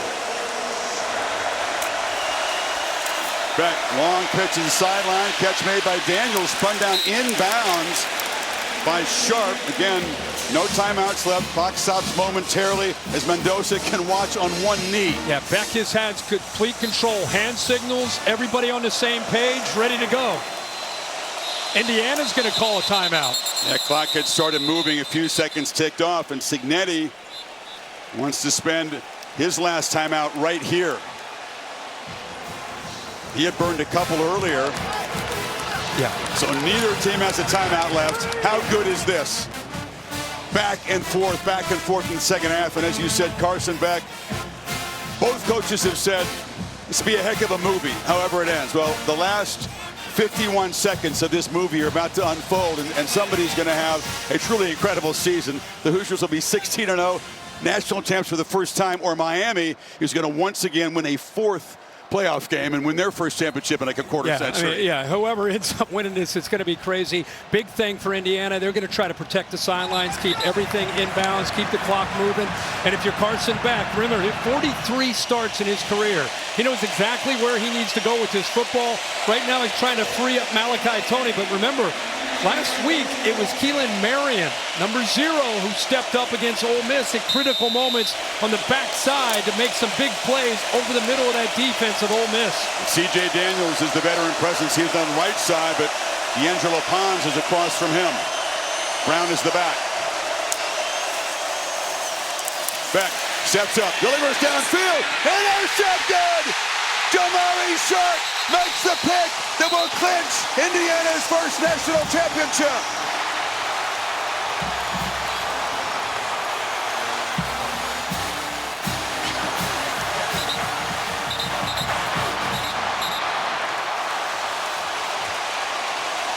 How about Jamari Sharp, who's from Miami of Florida, went to Northwestern High School, takes advantage of an underthrown ball, had his eyes on it the whole way. I don't know if Carson Beck was expecting him to maybe stay in the flat. After the interception, unsportsmanlike conduct, number 22, defense. That penalty will be enforced half the distance to the goal. His first down, Indiana. And just like that, Kurt, the potential Hollywood script ends. As he tried to find Marion, he did not have his head turned around. It was Sharp who spotted the football. Yeah, I think he might see middle field safety thinking he's got one-on-one right here. So as he throws it, the safety's going to work over here to help out. Now it's a 2-on-1. The corner knows he has help so he can trail. Doesn't feel the urgency to have to stay upfield with Marion. He knows the safety's coming over. Now he locates the football, staying in zone. Indiana's been doing this all year. That's why they're #1 in turnover margin. They play with zone eyes, meaning they watch the quarterback throw the ball so they can react. It's exactly what Sharp did. And as I said, he's from right here. Went to Northwestern High School. Probably a dream of his to make a play like that. And Kurt Cignetti is going to deliver, and all that swag, all that bravado that he brought to Bloomington and said all things are possible. Why should Indiana football take a back seat? He finds Mendoza. He brings a bunch of guys from JMU. He has a keen eye for talent, and a bunch of experienced veteran guys are going to come out of here with the school's first national title. I think it's got to be one of the greatest stories we've ever seen in college football. One of the losingest teams in college football history at the start of the year to now the national champions. A century of futility is forgotten. The Indiana Hoosiers are the kings of college football.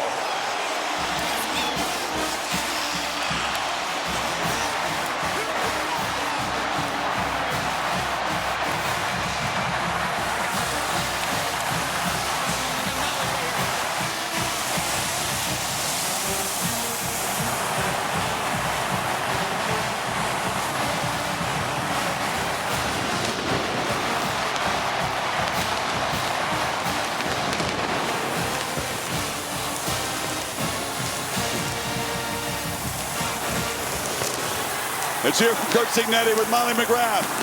Molly, if you can hear me. Coach Cignetti, for the first time ever, the Indiana Hoosiers are national champions. What did it take to get here? It took a lot to get here, but I'll tell you what it took to come out ahead in this game was a lot of guts. I give Miami a lot of credit. They played really hard. We couldn't get anything done couldn't protect quarterback at all. Made a few plays and adjustments, but they were back shoulders and a sprint out, got the ball, run game going. Made the interception when we had to. A couple fourth down, we went for it. Mendoza, great run. Took some chances, found a way. Let me tell you, we won the national championship at Indiana University. It can be done, and I'm so happy for our fans. Words can't describe it. You mentioned that 4th and 5 touchdown run from Fernando Mendoza. What gave you the confidence to make that call? the coverage before they were in the coverage where that play would work. We put it in for this game. It was quarterback draw, but it was blocked differently. And we rolled the dice and said they're going to be in it again, and they were. We blocked it well. He broke a tackle or two and got in the end zone. What has your quarterback, Fernando Mendoza, meant to this championship run? Oh, my God. He's so tough. I mean, he got hit. He had no time. He keeps getting back up, and just a great competitor. And there's no way this gets done without that kind of performance at that position. And I can't say enough great things about him. Finally, how are you going to celebrate, Coach? I'm going to have beer. Enjoy that beer, Coach. Thank you. Holly. Well, Fernando, there was an epic moment in this game. It is the fourth quarter. You're leading by just 3 points, and Coach decides to go for it on fourth down. What did he say to you in that huddle, and how did you execute it? That's one thing about our team. We're always going to put all on the line. And, I want to give all the glory and thanks to God there. My offensive lineman blocked perfectly, and we're able to execute the team towards a common goal, have the Indiana Hoosiers synergy to score, and then give our team a chance to win the game. How did you get it in there, though? You had to go airborne, Fernando. I had to go airborne, and I'll die for my team. Whatever they need me to do, they need me to take, shots in the front and the back, whatever it is, I'm going to die for my team out there, and I know they're going to do the same for me. That's what makes us so close, and that's what makes this national championship so special. Show my cameraman right there your arm. You can't imagine the beating this young man took last night. I mean, shout out to Miami defense. You can see why their two edges are first-round picks. I mean, it was going to be a physical game. And, we had to play physical, and we did play physical. We elevated it, and it's victory so sweet for everybody, for the entire Hoosier Nation, but also, it's super sweet to myself. I was a two-star recruit coming out of high school. I got declined to walk on offer to the University of Miami. Full circle moment here, playing in Miami for all the friends and family. I can't thank Coach Ignetti enough, and Coach Whitmer and Coach Anna for taking a chance on me, and just give all the glory to God. You've been a little boy sitting in these stands watching people play on this field. How do you describe walking out of here a national champion after all these years? There's no words. There's no words. This is the most special moment of my life, and I know my teammates either. There's no one else I'd rather do it with. Thank you, Fernando. Thank you, guys. God bless. It would be enough just to win a championship. To come back to Miami and beat the school that did not even offer him as a walk-on. As Signetti said a few weeks ago, it's a hell of a movie, Kirk. It's unbelievable. They're just everything you'd want to see. Living in the Midwest my whole life, to think that Indiana's in this position, it's almost too good of a story, really. So congrats to the Hoosiers all over the country. So grateful to bring it to you. Bill Bennell produced the game. Jimmy Platt directed it. A usual outstanding job from our crew. Operations specialist Sydney Pennington, thanks for the work she and her entire team have done all season long. We've got a lot more to come from here in Miami. Indiana joins the club of national champions, the first new team to do that since the Florida Gators in '96. Much more to break down from Hard Rock Stadium as we join now the Ram Trucks postgame. Thanks for watching us.